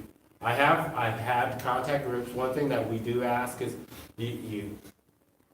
there's groups that I've asked not to come in, and there's groups that have brought in food pots, and then they try to wash all their dishes in the park. And then, we're getting grease in different places. Those are things that, we struggle with. I have grease stains on the Greek Theater, a historic structure that's over 100 years old because people have tried to wash their pots in the Greek Theater. Those are things that we're trying to avoid. And those are things that we don't want to happen because it's incredibly hard to pay to get a company to come and clean that. And so the other thing is, we ask groups to definitely stay. When they're coming out to feed or provide something, please stay with your stuff. This is not come to the park, drop off a box, don't drive down 14th, drop off a box of food and then drive off. That is not really helping. We've had some incredible issues, and this has been on the news. We had, because of some of the feeding practices that individuals were doing, they'd come out and feed and then just take off. There was a lot of food just being left in the park. And people were dropping food and not picking it up. What was happening is we had rats in the park, and this was on the news. There's a certain amount, there's carrying capacity for any space. As a wildlife biologist, I always think about this. Space, there's only so many animals that can live in a certain space because of food, water, shelter. Okay? Well, when you increase one of those, space or whatever, or water, that population can grow. What was happening is people were dropping off food and then just leaving it, and the rats were actually, there was more food out there for them to increase their population. We were having a major rat problem in Civic Center. We did actually work with the groups to make sure that they were picking up their stuff. We contacted some of the vendors too. We had some groups that, when they had their events, so it's not just the homeless groups, it's everybody. So we had to contact vendors that were coming out or events that weren't cleaning up properly and really jump on them about cleaning up the park and making sure that they weren't leaving debris or additional food. We worked incredibly well with everybody. We had to have a pest control company come out, which we've always had in the park. People don't realize it, but they've come out. We've actually got a handle on that. It also bled into Veterans Park, which is just so you guys know, we have Civic Center and then we have Veterans Park across the street. Veterans Park is actually a state park. It's actually managed by the state. So we've actually coordinated our efforts with them to try to make sure that we're managing just events and things that are happening. So I just want to say that I do have a list of stuff that, some of the stuff I covered. And if you guys want this, I brought it. I have my business card here.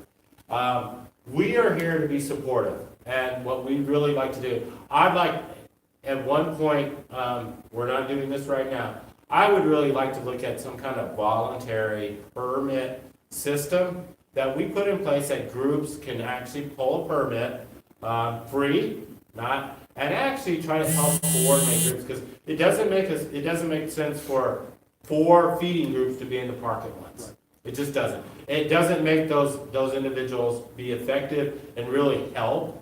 And so we want to be supportive and help coordinate some of those efforts that are in the park and going on. And it's just not Civic Center. There's other parks that, you know, there's feeding efforts going on. Sunny Lawson, Curtis Park, there's lots of different, Lincoln Park sometimes. So we really want to be supportive and really help out these groups and just be there and all work together to make sure our parks and recreation, you know, our parks stay as clean as possible and they stay as safe as possible. And, you know, just keep up the great park system that we have in Denver. Thanks, Scott. So I got this board here. It's not quite long enough to reach your laptop, so if y'all don't mind scooting down a little bit, sure. We can just roll the table. And then I think as soon as we... See, I didn't need none of that support. And my little thing wasn't even scripted. It was all off the cuff.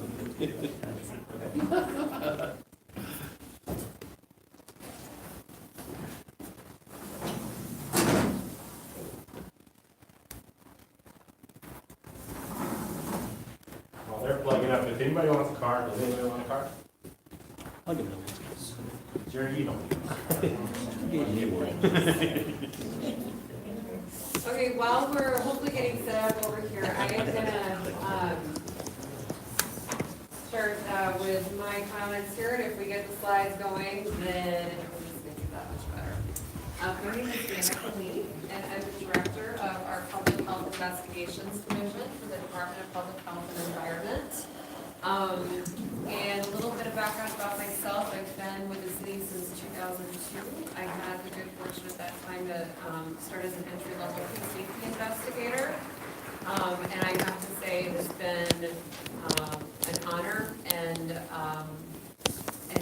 completely humbling to play a small role in helping to take care of our city. I want to share a little bit of information about our department, the Department of Public Health and Environment. Up until about a year and a half ago, we were known as Denver Environmental Health.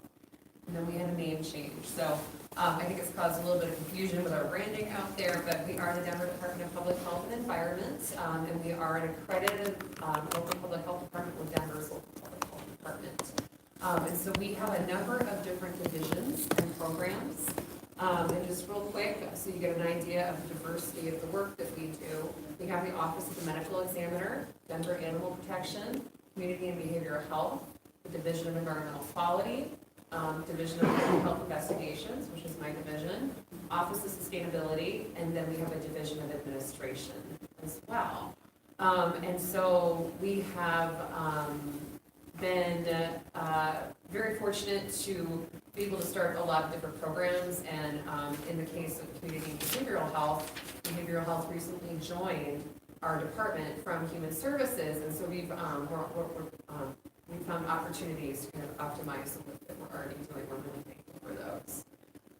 The division that I work in, Public Health Investigations, is responsible for enforcing various chapters of Denver Revised Municipal Code in regulated venues and settings. And so that includes restaurants, food trucks, festivals, swimming pools, body art facilities, marijuana facilities, childcare facilities, syringe access programs, radon, residential health, childhood lead poisoning prevention.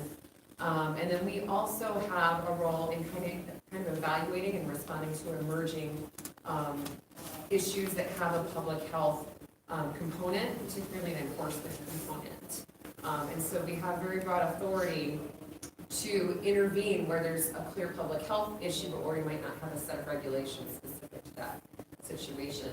And my favorite example of this is we had a citizen a number of years ago who's very passionate about feeding our rock doves, aka pigeons, from her backyard, and the impact that it had, and she participated in feeding on a daily basis, is lots of pigeons came to her backyard and her neighbors' backyards, and they left what pigeons leave. And so that was a situation where it rose to a level where there was a significant impact on neighboring properties, and there are potential health illnesses that can be spread through pigeon feces, and so that was a situation where we used that broad authority to take an action to address something. So that's not necessarily something we're doing every day, but as emerging issues come up, we are here to be a resource and a tool for citizens, for the community, and to work with other city agencies.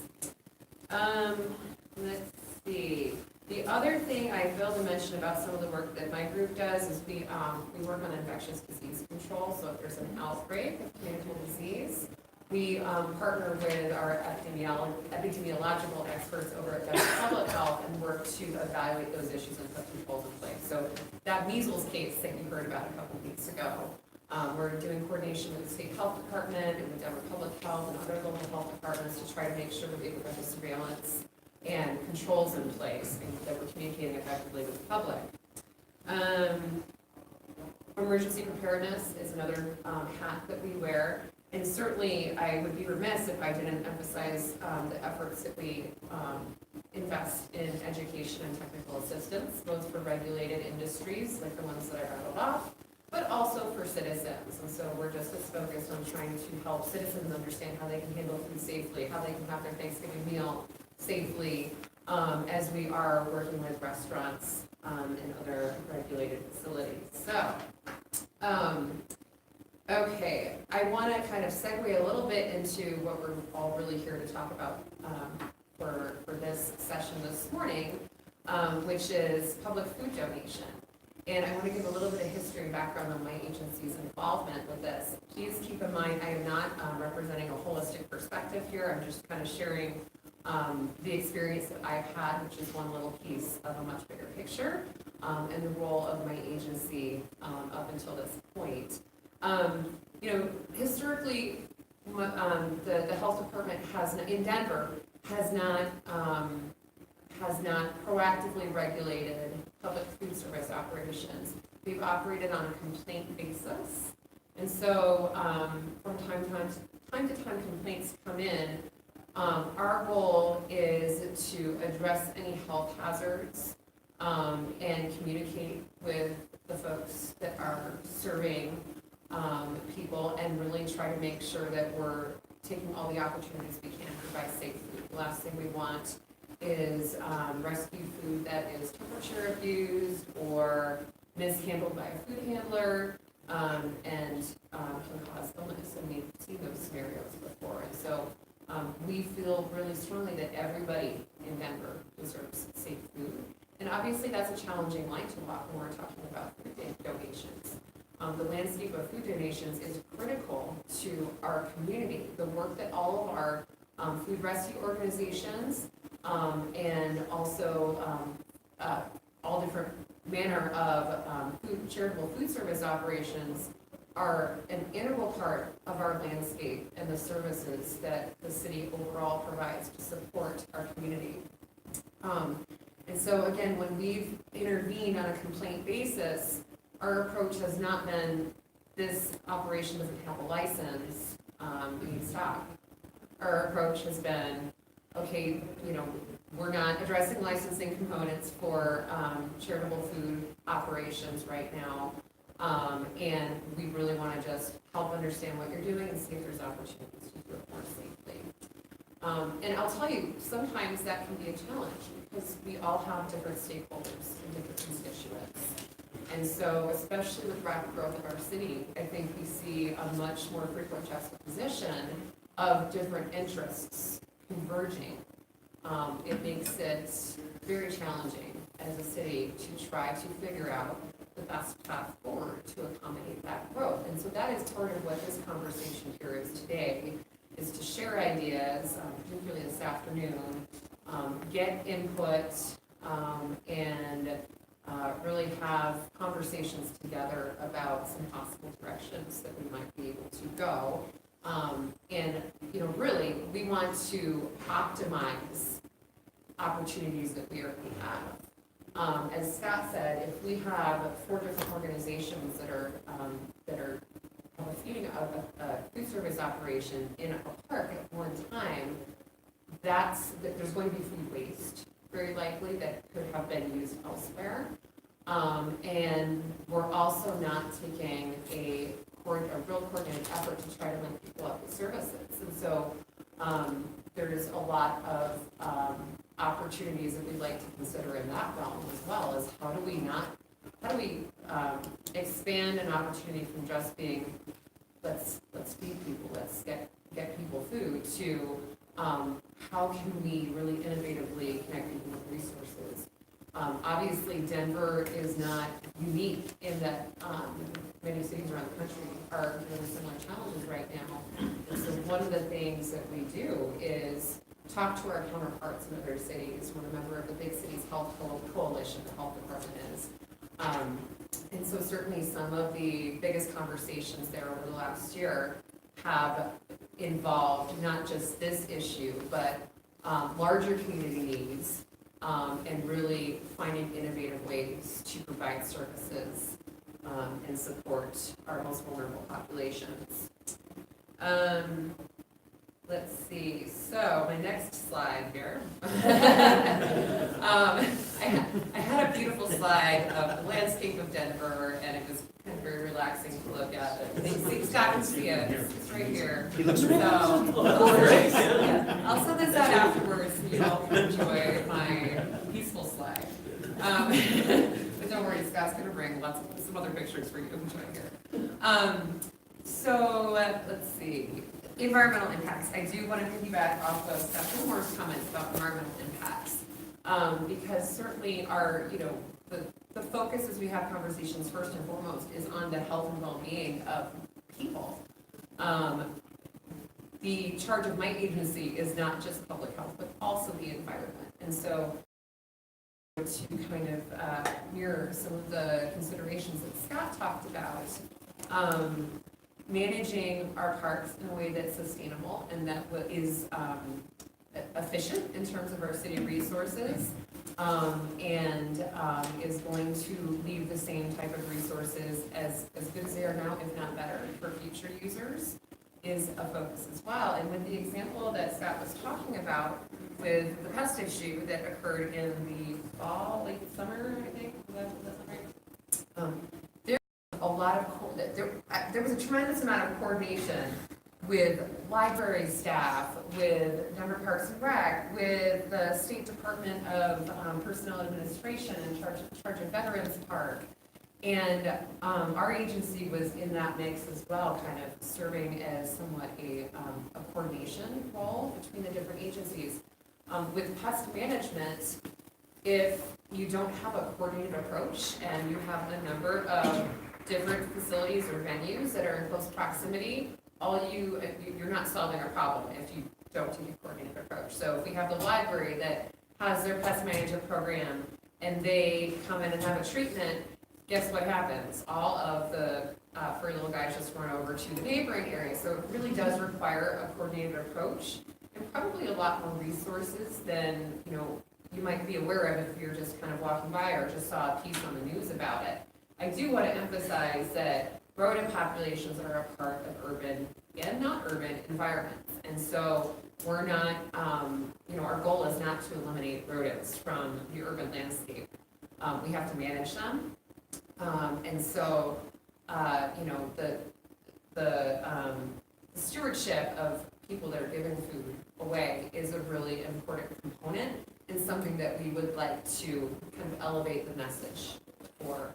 And we do have a number of just great models out there that, take the time when there is a food service event to make sure they're out there for the duration of the event and make sure that there's at least one person who's responsible for kind of trying to, you can't control what happens with all the food that's taken by everybody, but you can at least try to make sure that, if you do a round or two and pick up trash, that has been a really tremendously helpful approach to take, really being that, not just a steward of the people that you're feeding at that moment, but really being a bigger steward of a space and a resource, although bar none, of course, the service you're providing to another individual is probably going to be, the most meaningful. We certainly recognize that. So, the conversations that we've had kind of a number of, over the last couple of years, an increase in complaints, an increase in environmental impacts, an increase in maybe missed opportunities for the populations that we're serving. And so we have been, for a number of months now, going back probably over a year, where we're sitting in a room with a number of service providers and really trying to brainstorm about what can we do that isn't an enforcement action, that isn't a regulatory mandate, that really moves the dial on some of these bigger issues and hopefully really improves the service landscape that we have here in Denver. And so, certainly Scott mentioned some ideas around that, and within my group we have some thoughts, and it would be helpful to have some. Right now, we don't really have any inventory, if you will, of the food service that's occurring. And it would be really helpful from a resource management perspective and a coordination perspective to have kind of a better understanding of where, where folks give, how often they give, and is there a way to coordinate that? I will say, and I'm going to try to. Okay, I'm going to leave Scott some time for questions too. So, I just lost my train of thought. Look at these slides here. So we do have enforcement authority in a lot of situations, but much like with parks, we're not, the goal isn't to come out and solve a problem through the use of enforcement tools. There's a lot of different chapters of the municipal code, and in fact, Public Health Investigations, my group, enforces more chapters of the municipal code than any other city of Denver agency. But we really try to prioritize the use of enforcement tools where it's appropriate. And so enforcement tools use of enforcement tools has not been a large part of the conversation when we're talking about the landscape of giving. Thoughts around having potentially a no-fee, I don't know if permit, I think carries a lot of weight with it, but some type of registry to help understand if there's opportunities for coordination. From my seat, which is just one of many perspectives, we do see value to having, some idea of kind of like who's giving and opportunities for better coordination. Certainly, depending on the environments where people are preparing food, that can be a safety concern. And so this is again one where we want to work in a really cooperative manner. We don't want to stop any charitable efforts that are occurring, but we may try to be a liaison with services. So in some cases, where service providers have been working out of, I can think of a situation where there was a service provider setting up a table in an alleyway, no running water, no ability to wash hands, where food was recovered from was maybe not really well controlled. And we do want to be protective of everybody's health. I mean, that's a charge that we have with my agency. And so one of the harder conversations we have to try to have is there a way to redirect some of the current efforts that maybe are occurring in situations that wouldn't necessarily be considered safe from a food handling standpoint, can we get folks preparing in community rec center kitchens, church kitchens. In most of the cases where there's been some intervention in our part, we have been able to have successful outcomes. Successful meaning those charitable efforts have continued. So that's definitely a goal. The food recovery piece is a huge conversation in our city right now, and it's a really exciting facet of Denver, I think, in that we have a very progressive systemic approach towards food recovery, and we're working with a lot of different partners on that. But we do, again, need to be protective of public health. We have had outbreaks in service provider locations from recovered food that was not handled safely. And so that's obviously something that we want to, communicate some guidance about, is where you recover food from and how to handle and store it safely. Let's see. I think, I had some resources. My last slide was a link to some of the resources that my team has. We do have food handling guidelines. If you go to denvergov.org/PHI for public health investigations, we do have guidelines posted for charitable food service operations, where it's not, it's a different version than what we would offer up to a restaurant that does, while we're protective of public health, offers a little bit more flexibility in that, for example, if you have a domestic refrigerator, if we go into a restaurant and they're using a domestic refrigerator, that's not allowed. In, let's say, a church kitchen, we're going to say, you know what, if you can monitor the temperature, if you can make sure it's holding food safely, then that's going to be an acceptable option in this situation. And a couple other efforts, just we've been involved with residential sales of homegrown produce, really trying to focus on different parts of the economy, especially on a micro level in our city, and support those efforts. And then focusing on sustainable environmental and economic strategies is also an approach and strategy that we take. So I'm going to leave my cards up here at the end of this, but please don't hesitate to take one. And if you have any questions about anything within the Department of Public Health and Environment, I'm happy to be a liaison and get you to whoever we need to get you with to get the information you need. I will turn it over to Scott. Well, thank you. John Scott, Anthem. My apologies as well that we're not able to link up here to some images, but I think probably for the 115 back and forth kind of community discussion, we'll have some of those up. You can see some interesting images and a little more information. My name is Scott Robson. I'm the Executive Director of the Civic Center Conservancy, a 15-year-old nonprofit downtown Denver here, whose mission is to restore, enhance, and activate the historic Civic Center Park, which is, as you might know, Denver's only national historic landmark. So it's a space that really, from the landmark standpoint, reaches from the Capitol building all the way to the Denver City County building. And really, over our 15 years, the Conservancy has been quite focused on some key areas related to helping advocate and raise funds for the restoration of, as Scott referred to, now a 100-year-old park, helping advocate for more dollars going in to restore that space. We spend a lot of our time, and we're just a staff of 3, but we spend a lot of our time putting on some great community events and really trying to activate that space, because from our beginning, and I think park conservancies around the U.S. have found that through positive activation, the trickle-down effect, both through public safety, environmental health, and everyone's feeling about that public space rises as we increase the amount of public activation. That means public activation for all. We are in the activation around food also. Civic Center Eats, as you might be familiar with, happens every Tuesday, Wednesday, and Thursday from May to October.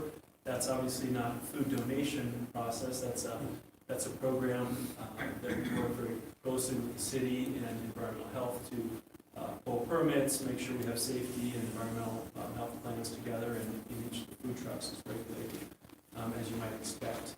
But that is feeding in a very different way. And we get upwards of 1,500 to 2,000 people on a busy summer afternoon coming in that park to just utilize the space and have great diverse food.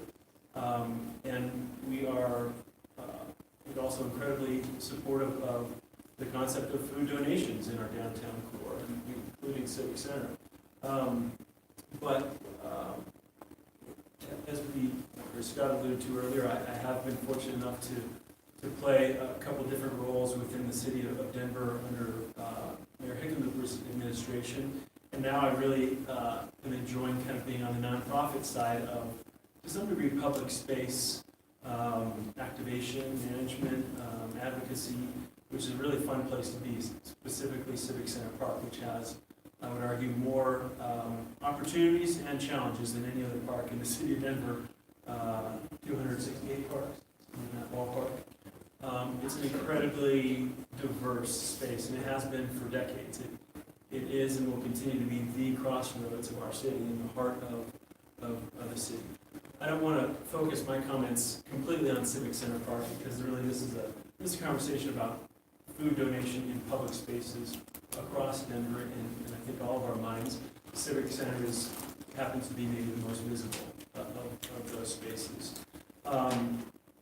But like I said, the Civic Center itself, I think, has seen some great progress over the last number of years, as have a lot of our parks. Just in regards to folks like Reverend Jerry of After Hours Denver and Christ in the City, who does a lot of work downtown here and all the way down to 16th Street, really being leaders in donation and how to do things as safely and humanely as possible. I think my staff and I, who literally see the park on a daily basis, also see what's not going so well out there on a weekly basis, sometimes daily, depending upon the year. And you do have situations where there are maybe a food line in one corner of the park and a different food line over in Lincoln Park, and maybe on the third corner of the park, someone's dropping off clothing donations, and maybe across the street from that is a laundry service going down that day. And maybe over at a different corner of Lincoln Park, you have haircutting and barber services going on. So it's quite a diverse space as far as givers, as far as services being provided, and that's just one example in our downtown core. So I would say, again, there's some really great examples, and you're in the room here today, of those really rising to the top as far as who's giving well, giving appropriately and safely. I think that's the most important thing. But some of the issues, beyond maybe a lack of coordination, and that seems to be a theme that keeps coming up, you do find a space, at least downtown, being utilized. It's a space that doesn't necessarily have the infrastructure to support giving some days. Lack of trash and recycling receptacles right where people are setting up. Lack of humane seating and tabling options. Lack of restrooms and hand sanitation. Those basic elements that you would expect if we're providing Civic Center Eats, why can't and why shouldn't our community be providing similar level, quality, humane, safe infrastructure for donation of food? I think it's fair that we would expect down the road, in the not distant future, that level of support around our donations. And right now, we also experience, at least through the lens I look through, provision of those services in kind of a geographically dispersed manner. And you know better than I do in the audience that asking or forcing individuals who are already experiencing a great level of stress to get on a bus and go down to a few blocks down to find X service, and then walk back up Capitol Hill to find Y service, and then back to the park or down near the river for a third set of needs or services. It's a very stressful, physically exhausting kind of existence. And so those are just, that's just a snapshot of kind of what we see through Civic Center's eyes of what's not going terribly well today in some facets. It is great that Lieutenant Chavez and Bob Toller here from the Denver Park Rangers, because they are really a great support system and safety system on a lot of fronts. But you've just got a lot of players out there with a lack of coordination. I think when you look at this issue again through the lens of the National Historic Landmark, and you have the Greek Theater and the Voorhees Memorial and elements that are actually relatively delicate and historic elements that are built from a very certain type of sandstone that is incredibly difficult to clean, and you find issues arising like food, grease, rat populations, environmental health impacts. It's a space that is even more difficult than your average plaza or swath of green grass to really keep safe, to keep all members of both public and givers playing well in the same space. So I think one of the things I want to talk about today are some examples I've seen around the country over the last just few months here, where some other cities are trying some different angles on coordination of services. Being able to work, kind of in the nonprofit realm gives me a bit more flexibility to spend some time just this year in New York City, in San Francisco, in Portland, and see how those cities are working with their faith-based organizations, with their nonprofit organizations. And this concept, which is not new to many of you, but this concept of a pop-up care village, it's often referred to, seems to be working well in some of our peer cities around the country. And if I could describe that, it's not something new to the city of Denver. It is something that happens from time to time. In November, something similar occurred at the convention center, a rollout of many services, including feeding, in one location at one time, and it's incredibly well utilized and popular. But that happens one day out of 365 days a year. And so the concept, particularly within the Civic Center campus of San Francisco, this seems to be on the rise and working well, is this pop-up care village concept where you have your various providers, both faith-based, nonprofit, and city-funded, coming out, coordinating feeding on a very regular basis, but also matching that food up with the right infrastructure, making sure it occurs in a place where there can be composting, recycling, proper trash pickup, hand washing, restrooms, all those basic human needs are covered in the space. They're making sure it's done in a space that can be flexible. For them, it's just several blocks away from their state capital, City Hall. Not State Capitol, that's exactly. Their City Hall, near their museums, near the core of their city. And it's done on, nice, hardscape, humane settings, and it's done in a way that can be flexible to move to a different side of the city the next day or the next week, the next month.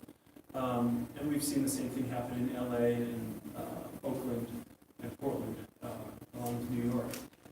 But what's really, I think, intriguing as I watched it this fall was that once an individual is able to be fed and they've got their energy back and they're clean, they're able to find a shower, portable showers. They're able to walk down the row of pop-up tents and find a haircut. They're able then to walk a little farther down the street and find services related to mental health, employment, fill in the blank. All those services are represented by the same individuals that are in this room that represent city, nonprofits, and faith-based. But there's a coordination. There's a coordination that I think right now in Denver we lack. and that lack of coordination is creating actual, real environmental health issues on the ground. And it is creating, issues for those individuals looking for services where today our default, our fallback location for provision of services is the corner of 14th and Broadway, one of the busiest corners in the city, that provides a slew of challenges for Denver Parks and Rec, the library, police, and rangers. To say that along Broadway is our best choice in the city of Denver, I think is selling ourselves short. And so I look forward to a conversation later this afternoon where we can kind of dive into some of these concepts. Not that the pop-up care village is the gold standard. I think, as mentioned, kitchens, indoor services, indoor feeding is a gold standard through my eyes, where it's warm, safe, and can be safely regulated.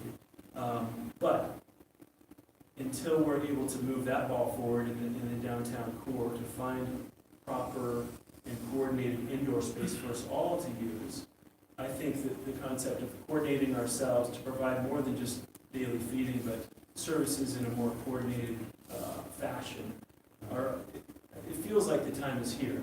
The more conversations I have, it does feel like there's we're lacking a little bit that central entity who has the capacity, funding, mission to get us all together.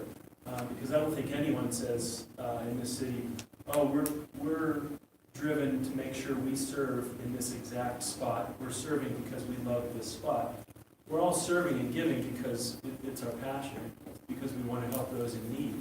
Where it occurs, I think, can be a conversation, and I would hope that we can all agree that the status quo in our city right now is not a fully refined and completed process. I think there's great coordination out there with everyone from environmental health to parks to again, our churches and nonprofits.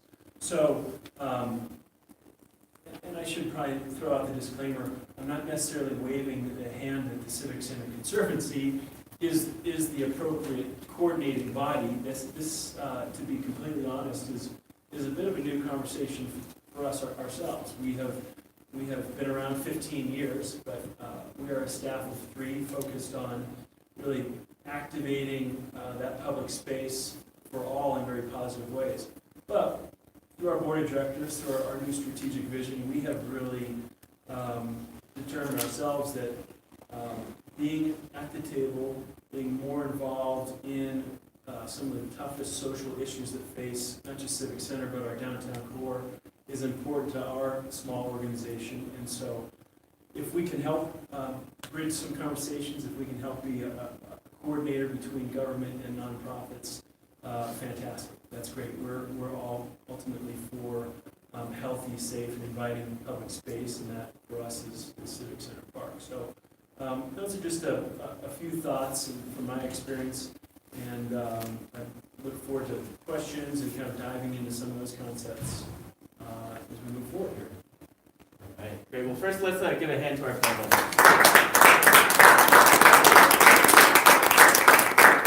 Really important to hear all those different perspectives, and also really it sounds to me like an openness to dialogue and solutions and feedback, which I wish we had more often in situations like this. So, as I mentioned, we're going to have a whole hour and 15 minutes this afternoon to really deepen this dialogue. But for now, we do have about 15 minutes if folks have any clarifying questions, if you wanted to follow up and get more detail on something or things like that.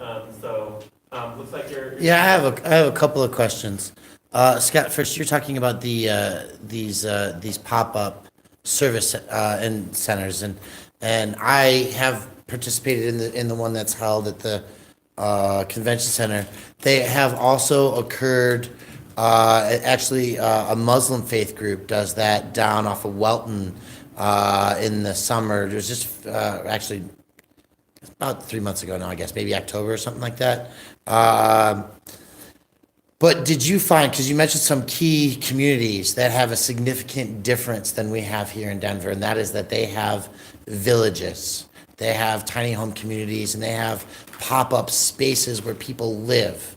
So in your experience, and breaking news, the Denver mayor's office is working on creating a village in Denver somewhere. That's permanent, not moved around every 6 months. Are you seeing that those things are happening around those villages? And I apologize, I had to step out, because I know that we've talked about looking at some options for more permanency in the park even. Because we don't want to set up necessarily those pop-ups where then you're going to be drawing everybody into one spot where these guys are trying to not have them be on a daily basis in mass concentrations. Great question. So the examples I've seen are in kind of open public spaces, not necessarily in pop-up villages. That's not to say that's not going on in a lot of communities within the villages, if you will. But these are pop-up care villages that are flexible. This is called on wheels, if you will. Yeah. That occur in various public locations. Okay. And so, but those public locations, have common threads through them. Again, they've got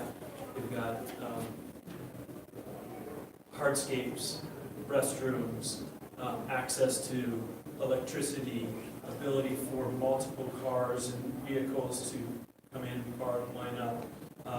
Right. So it takes and there are not a lot of those in the core of Denver, to be honest, as I think through those spaces. True. Logistically, it's not the same as throwing 20 shipping food trucks in the middle of a paved area. No, it's a completely different animal, and I certainly am not suggesting this occurs on the corner of 14th and Broadway. That would not be solving a lot of issues we just talked about. Right. But I think again, it's important that it be something that is repeatable, that can occur on a very regular basis. Daily would be ideal for all of us, right? But something that can occur over and over, be flexible in its location as seasons or different events come up, and it can occur both in public space and in more slightly. Okay. No, the main part of my question was trying to understand if those located near camps, or as you explained, it pops up, it's a rolling action, right? Where we feed on Sundays, it's a rolling action. We pick it up and you don't see us after we're gone. So I also want to commend publicly, a lot of people may not know, but the McNichols building has public toilets available with screens on them, a hospital curtain slide to help alleviate some of the safety concerns for people who might nod off or fall asleep, other concerns like that where they're still accessible. So we really commend what you guys are doing with that. So some of those things that you brought up, I traveled, since I've been in this job, this was not something that was on the job description. This job that you're gonna have to manage, homelessness in the park and those types of things. This is something I've learned over the past 7 years, been to LA, Portland, Seattle, all those places to see best practices. A lot of those things you brought up, we have taken some of those best practices. I've seen those pop up activities in LA and some other, where they're bringing out the public restrooms, the mobile restrooms, which we've been trying to do in Denver, mobile restrooms. We've worked with Bay Ave to do the laundry truck, because those are a lot of those issues that people complain about. Oh, well, the homeless, their clothes are not clean. You know what? Well, then let's provide a solution. Let's just don't complain about it. Let's work with others to provide these things. So we have nonprofits out there that are really doing the work. I think these pop-up are great because it would help us coordinate the efforts that are out there. Get Bay Ave, actually have a work, a little job fair. That's part of it too. Telling people about the Denver Day Works program, that we've hired 160 people in this city in permanent positions through the Denver Day Works program. Homeless individuals that are being employed. We have about 10 people in the Parks Department that have jobs. The restroom you talk about, that is a best practice that we took from Portland and LA, where we actually said, We have homeless individuals in our parks that are already there that are cleaning the park because they feel responsible for that space. Let's pay them. And so the person that is keeping the restroom open at McNichols was homeless. It's great. Rita was homeless. Her biggest thing when she started the Denver Day Work Program was to find a space where she could live and have a dog. She has that now. And she keeps that restroom open, she keeps it closed. We have to be flexible. We could not keep that restroom open because people would go in that restroom and close the door and lock it, and they were shooting up in there, and they were doing other things that just that were not right. So we actually said, how can we keep those restrooms open? We put the bathroom, I said, let's just put a curtain up and let's see if it works. Because if it doesn't work, we'll just pull it down. Well, it has worked. And Rita keeps that restroom open. We're doing the same thing at Skyline. We are trying to keep the restrooms that we have in the parks open as much as possible. So, there's a lot of times there's criticisms out there, but we as a city are trying our best to provide services to all, not just specific individuals. So, the restrooms are a dignity issue. If you don't have a restroom to go to, as I get older, I have to go to the bathroom a little more often. I need a restroom. So it served me personally to be able to walk down the mall and be able to hit Skyline Park all the way down the mall. So, these are personal things. You have to look at it personally. How does it impact you? So those are some of the things I think that's great that you brought those up. We both talked about registration or permitting sometime. Is that just a conversation with at all? And what would it look like? Would it be new municipal codes? Would it be just new regulations? And also, we talked about looking ahead to possible issues. Have you looked at what right to rest might mean for you, for both of you? If that becomes the new law. Yeah, maybe I can address that from PHG's perspective first, then turn it over to Scott. So right now we do have one license type that is for brick and mortar charitable food service operations. It's a no-fee license. That we introduced with the Department of Excise and Licenses in 2014, and it really is just for those brick and mortar locations. Any concept of permitting beyond that is just a thought at this point. It is really just a brainstorm to share. If we determine that looking at some type of permit or registry, if we want to do an experiment with whether that was a viable option, my thoughts are that would probably make sense to introduce as a voluntary concept. We don't want to impose a required permit or a license type when we don't really have a great idea of whether that's going to be effective and what the unintended consequences might be. So very much just a concept, and I really like the idea of some type of voluntary registration and maybe some voluntary good neighbor agreements. And we do have some really nice models to look at. In terms of right to rest,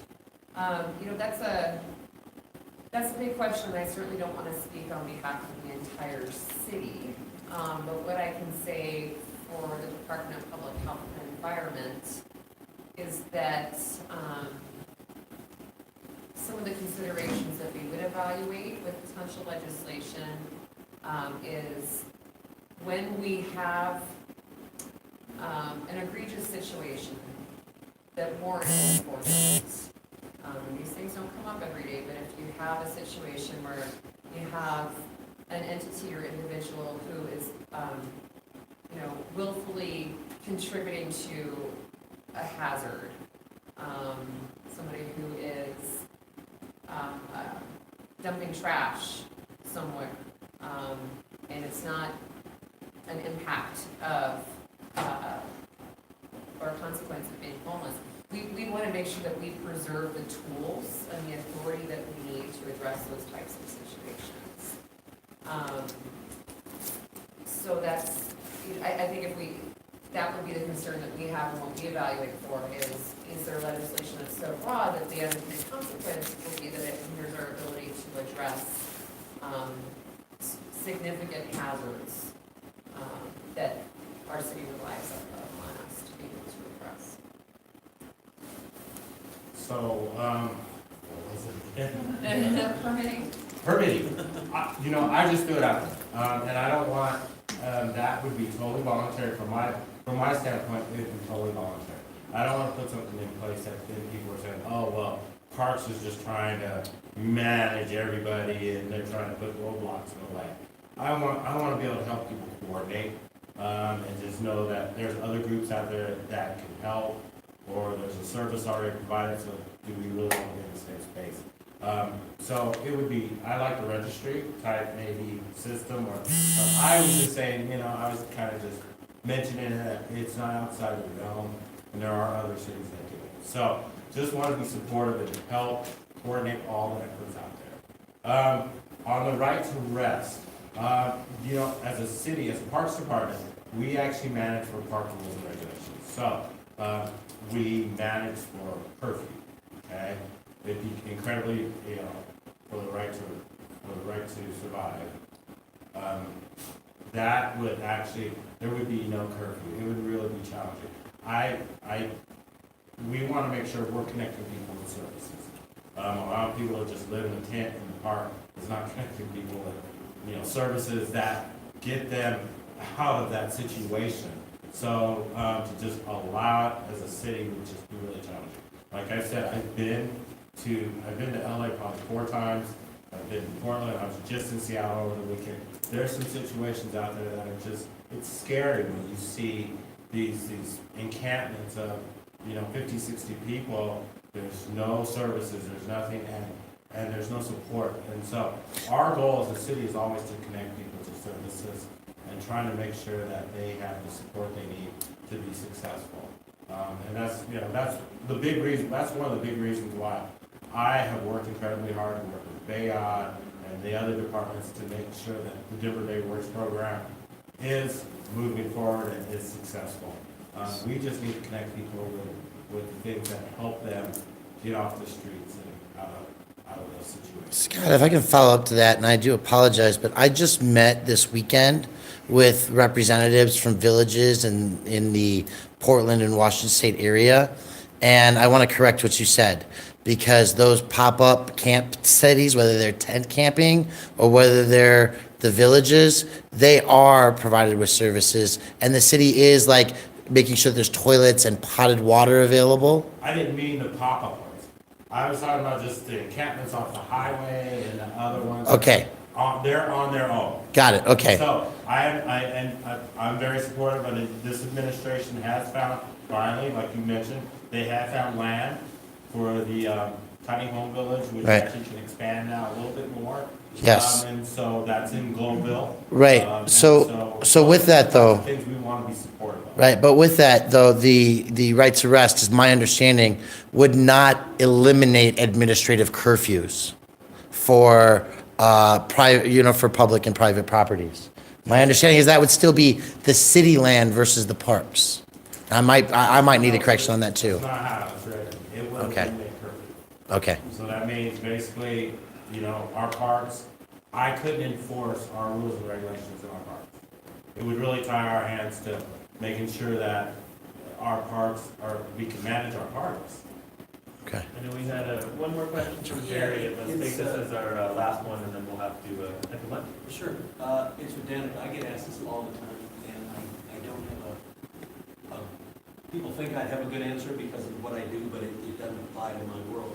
There was something called the Bill Emerson Good Samaritan Food Donation Act, and it was written into law in '96. Bill Clinton signed it October 1st. I only know that because it's my birthday. But it was designed to help restaurants and public food spaces to feel comfortable donating food and not worried about getting smacked because the food was temperatures too high or too short. I get asked all the time, hey, this restaurant, they're going to be done with, not as many people showed up as they thought, they've got all this food, what should we do? And I go, we just make it a flat roll that we don't take it, just because I wasn't responsible for putting it in. I had no idea how it got done. That's why we stick to peanut butter and jelly. But have you ever heard of that law, that Donation Act? Does it ever come up? Because it does, I get asked it a lot and I don't really have an answer. So I have heard of it, but this is the first time I've heard of it in quite some time. Okay. So I would certainly not consider myself an expert on that act. But what I can tell you is that, first of all, let me say there's kind of two separate swim lanes here. A civil liability standpoint, I can't really, that's not my expertise, and I'm not an attorney, but what I can speak to is from a regulatory standpoint, from the health department standpoint. We are actually, are just working on completing some work with the National Resource Defense Council that includes guidance to regulated food facilities about how they can donate safely. And we are, our investigators, as they go out and do an inspection, they're actively sharing that information. And we actually have, one of the talks today is one of my staff, and I don't recall if she's speaking in the morning or the afternoon, but it's on this topic. Okay. Rescuing food from restaurants. Restaurants, grocery stores, institutions are wonderful sources for food rescue, and a really important source, and the volumes we're talking about can be really huge. And so there's massive opportunities there. There does obviously become a point where something's been sitting out of temperature control for hours, and we're going to err on the side of caution in that situation. No eggs Benedict. Yeah, we're right. On that. We'll keep the holidays so we'll dump that. But there's a lot of opportunities, and I didn't, not that you can see my slides, but I didn't, we don't have this guidance document posted on our website yet, but I just checked with my staff, and it's going to go up on our website this week. So something that's really intended to be a guidance for that. When that happens, it'll be a resource for me to get to that. Yeah. Can you tell us that website again? Yeah, www.denvergov.org/PHI for public health investigations. All right, and with that, let's give these guys one more round of applause. And we are headed back to McNichols, where we started the day for a catered lunch by Scratch Catering and some remarks.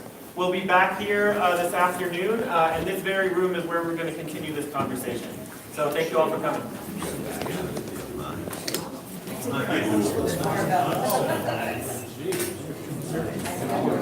I don't know, probably a little bit.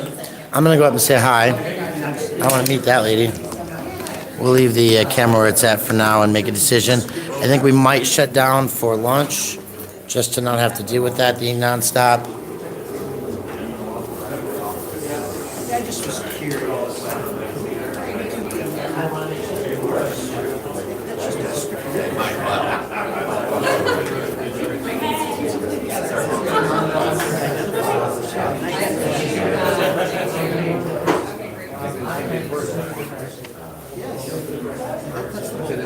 I just was curious.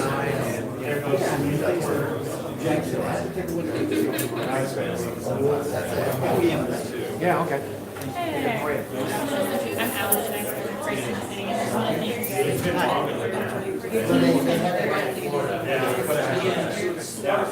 Your range is out there all the time. There are eyes and ears in the park, and they're, fantastic resources as well, and it's been, Well, we appreciate all the things that you are doing and trying to help others and also help us manage and these public spaces, visitor experiences for everybody to take part. Usual things.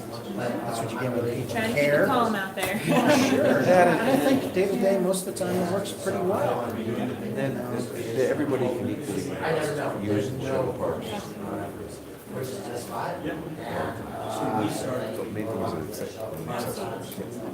Thank you.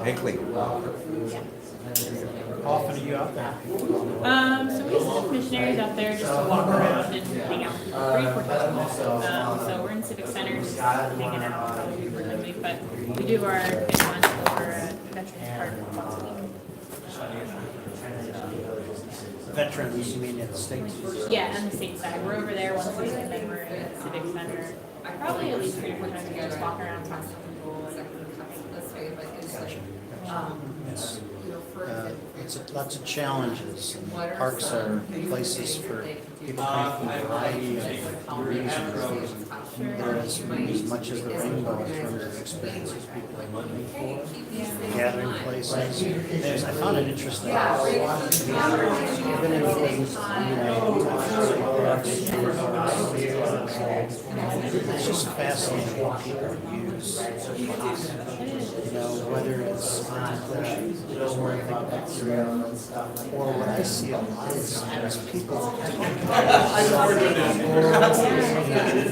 your spouse, your friend, your daughter, whatever it might be, family, just and they're in different places. And then you see everything.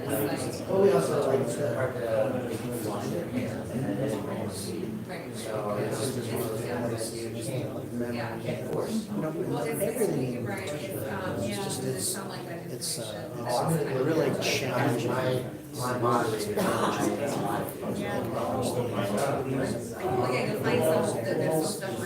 then also deal with Scott mentioned it the other day. While they're doing this, Yeah. No, I'm sure you have, especially, but it's just interesting how just have to explain well, that's not right. It's like, well, what are they doing wrong? Well, I don't, but look at the way they look. And so, some people love parks and they don't want anybody coming in. Good job. Do you want me to stick around for this afternoon? No problem. I've met you a few times, haven't I? Maybe. Civic Center? Possibly. Yeah, I've been over there. Did you work with the Rangers? I was about to say, I was just coming over to thank them. Yeah. I used to be in Civic Center like 3 or 4 times a week and just hanging out with some of our friends who hang out with themselves. And then we spent lunch across the Texas. No, thank you guys for all you do. Make sure that everybody's safe and I'll see you back Saturday. I say your Rangers are so great, honestly. This is diverse uses. No, Tyler, he just told you to say that, so he's No, trying to talk me into hiring. He's got 30 right now. I always, he's got me figured out. It didn't take him long. We have some queue up, here he comes. Well, good. He paid Okay. you to say that, yeah. I probably need to pay you more now, but oh well. I'm gonna walk over here and see what's going on. Okay. Thanks. So you don't need me guys. this afternoon then? No. All right.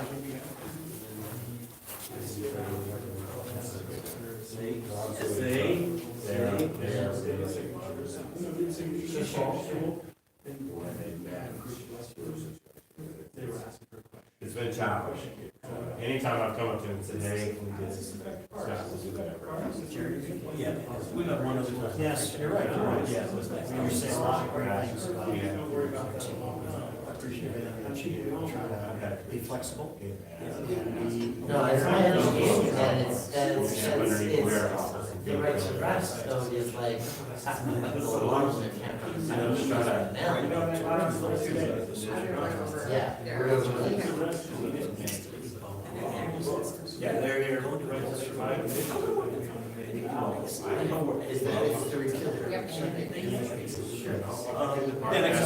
If you fly right now, so my kids out there and a bunch of stuff, kind of see, so they don't tell them how. You send the public out, it's fun, but Jim, the keepers, can't do it. If you're going back to the thing, you just kind of get a nice full. Cool, thank you. Thank you. That's just coming. Well, I was gonna say, yeah, I mean, is that, well, and that's, is that quite frankly, much beyond that. Well, what, and I haven't read it, and I can hear the way you probably, and I kind of know why it's not working for them. I was just like, Because it's more like this. They automatically distribute stuff. It's not a way, it's a measure. Yeah, that is intentionally supposed to be part of the space. Okay, yeah. It takes 5 minutes. Can't be washing the pots. So technically, And turning our spigots on. I'm not affiliated in the community, but I just want to know, like, I am not as my first country. As a matter of fact, I don't see the executions. I can't do it. Like trying to vote, you're back. You have to go through this process. And I'm like, sure, cool, I'm attending, I'm learning, but I'm not trying to be a member of our community. I'm trying to help, I'm trying to gather, and I'm also like, very clearly, I mean, look, I dressed like this on purpose today. You got a lot of action there. Right, but I'm also like, I'm trying to push our business. And so when we're working like even if we can't eliminate waste, can we transfer that plastic to organics? Right, and I'm working on getting napkins made. And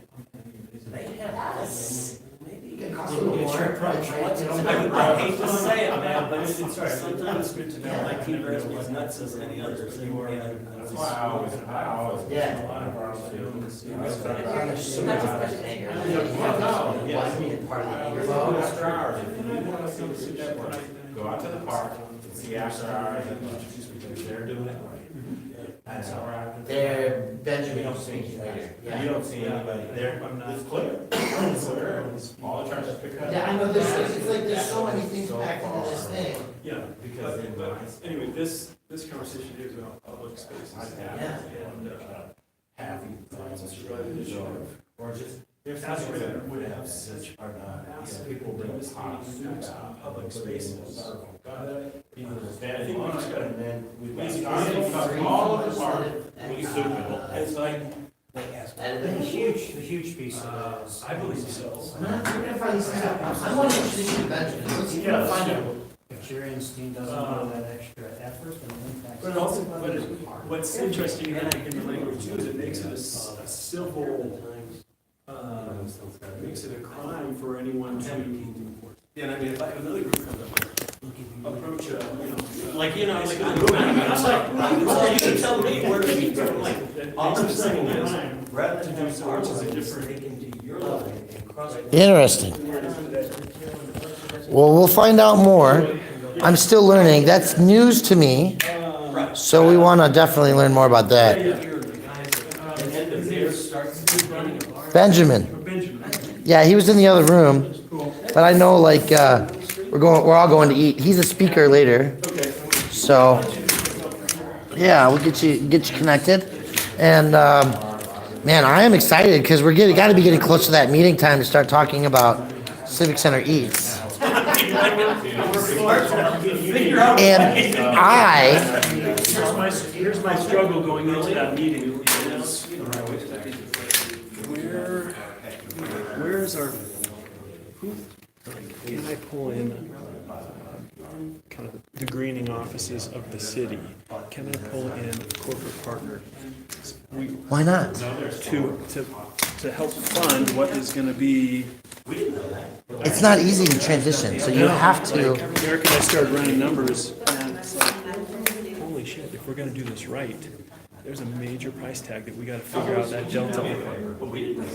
Like the green bags and stuff like that, right? Well, it's so much of it, I think, is it's staffing. Like, you can't just stand out there and assume people are gonna put it in the right bin and sort it. Like, you've gotta Not right away. You've gotta have that hand Right. up front at a minimum, right? It is a management staffing issue. In the Civic Center Park, or with Civic Center Eats, there on a daily basis so many tourists and, Yes. and one-timers who are Yes. like, I don't care if So- we've been doing this 10 years, it's my first time here, I'm gonna screw it up if I don't have someone like Brian holding my hand. And that's where staffing. there's some really good educational displays that go into place. When we worked at the Auraria campus, one of the things that we changed was we put the labels on the bin. So like if it's a can bin or the single stream recycling, it says so, like cans, paper, plastic bottles that are empty, right on the thing, so as you're putting it in, and it helps. But For sure. yeah. That's cool. Yeah. Let me get you introduced to Benjamin. And I want to close my live stream down so that I can take a break for lunch. But I have to talk to my people to do that because they hate it when I just shut them off and like ignore like they're not here. All right. So guys, we love you. We thank you. Look at this beautiful art in the basement of the library. Please, guys, listen. Here's the deal. I appreciate you being here, but we're gonna go to lunch and we're gonna have those conversations. I'm gonna let my batteries charge. And then we're going to come back to the speakers. If there's a keynote in the middle, we'll do that. But this is already almost 3 hours. So what's probably going to happen is that I'm going to walk across the street and go live again with the keynote speaker and then come back and do the whole afternoon. Most likely. But I want to shut this stream down, go to the bathroom, do a couple of things personally, and then we'll come back online. Thank you guys. We appreciate you all for being here, and we'll see you in a little bit. This is Brian. Don't forget to hit that like and share.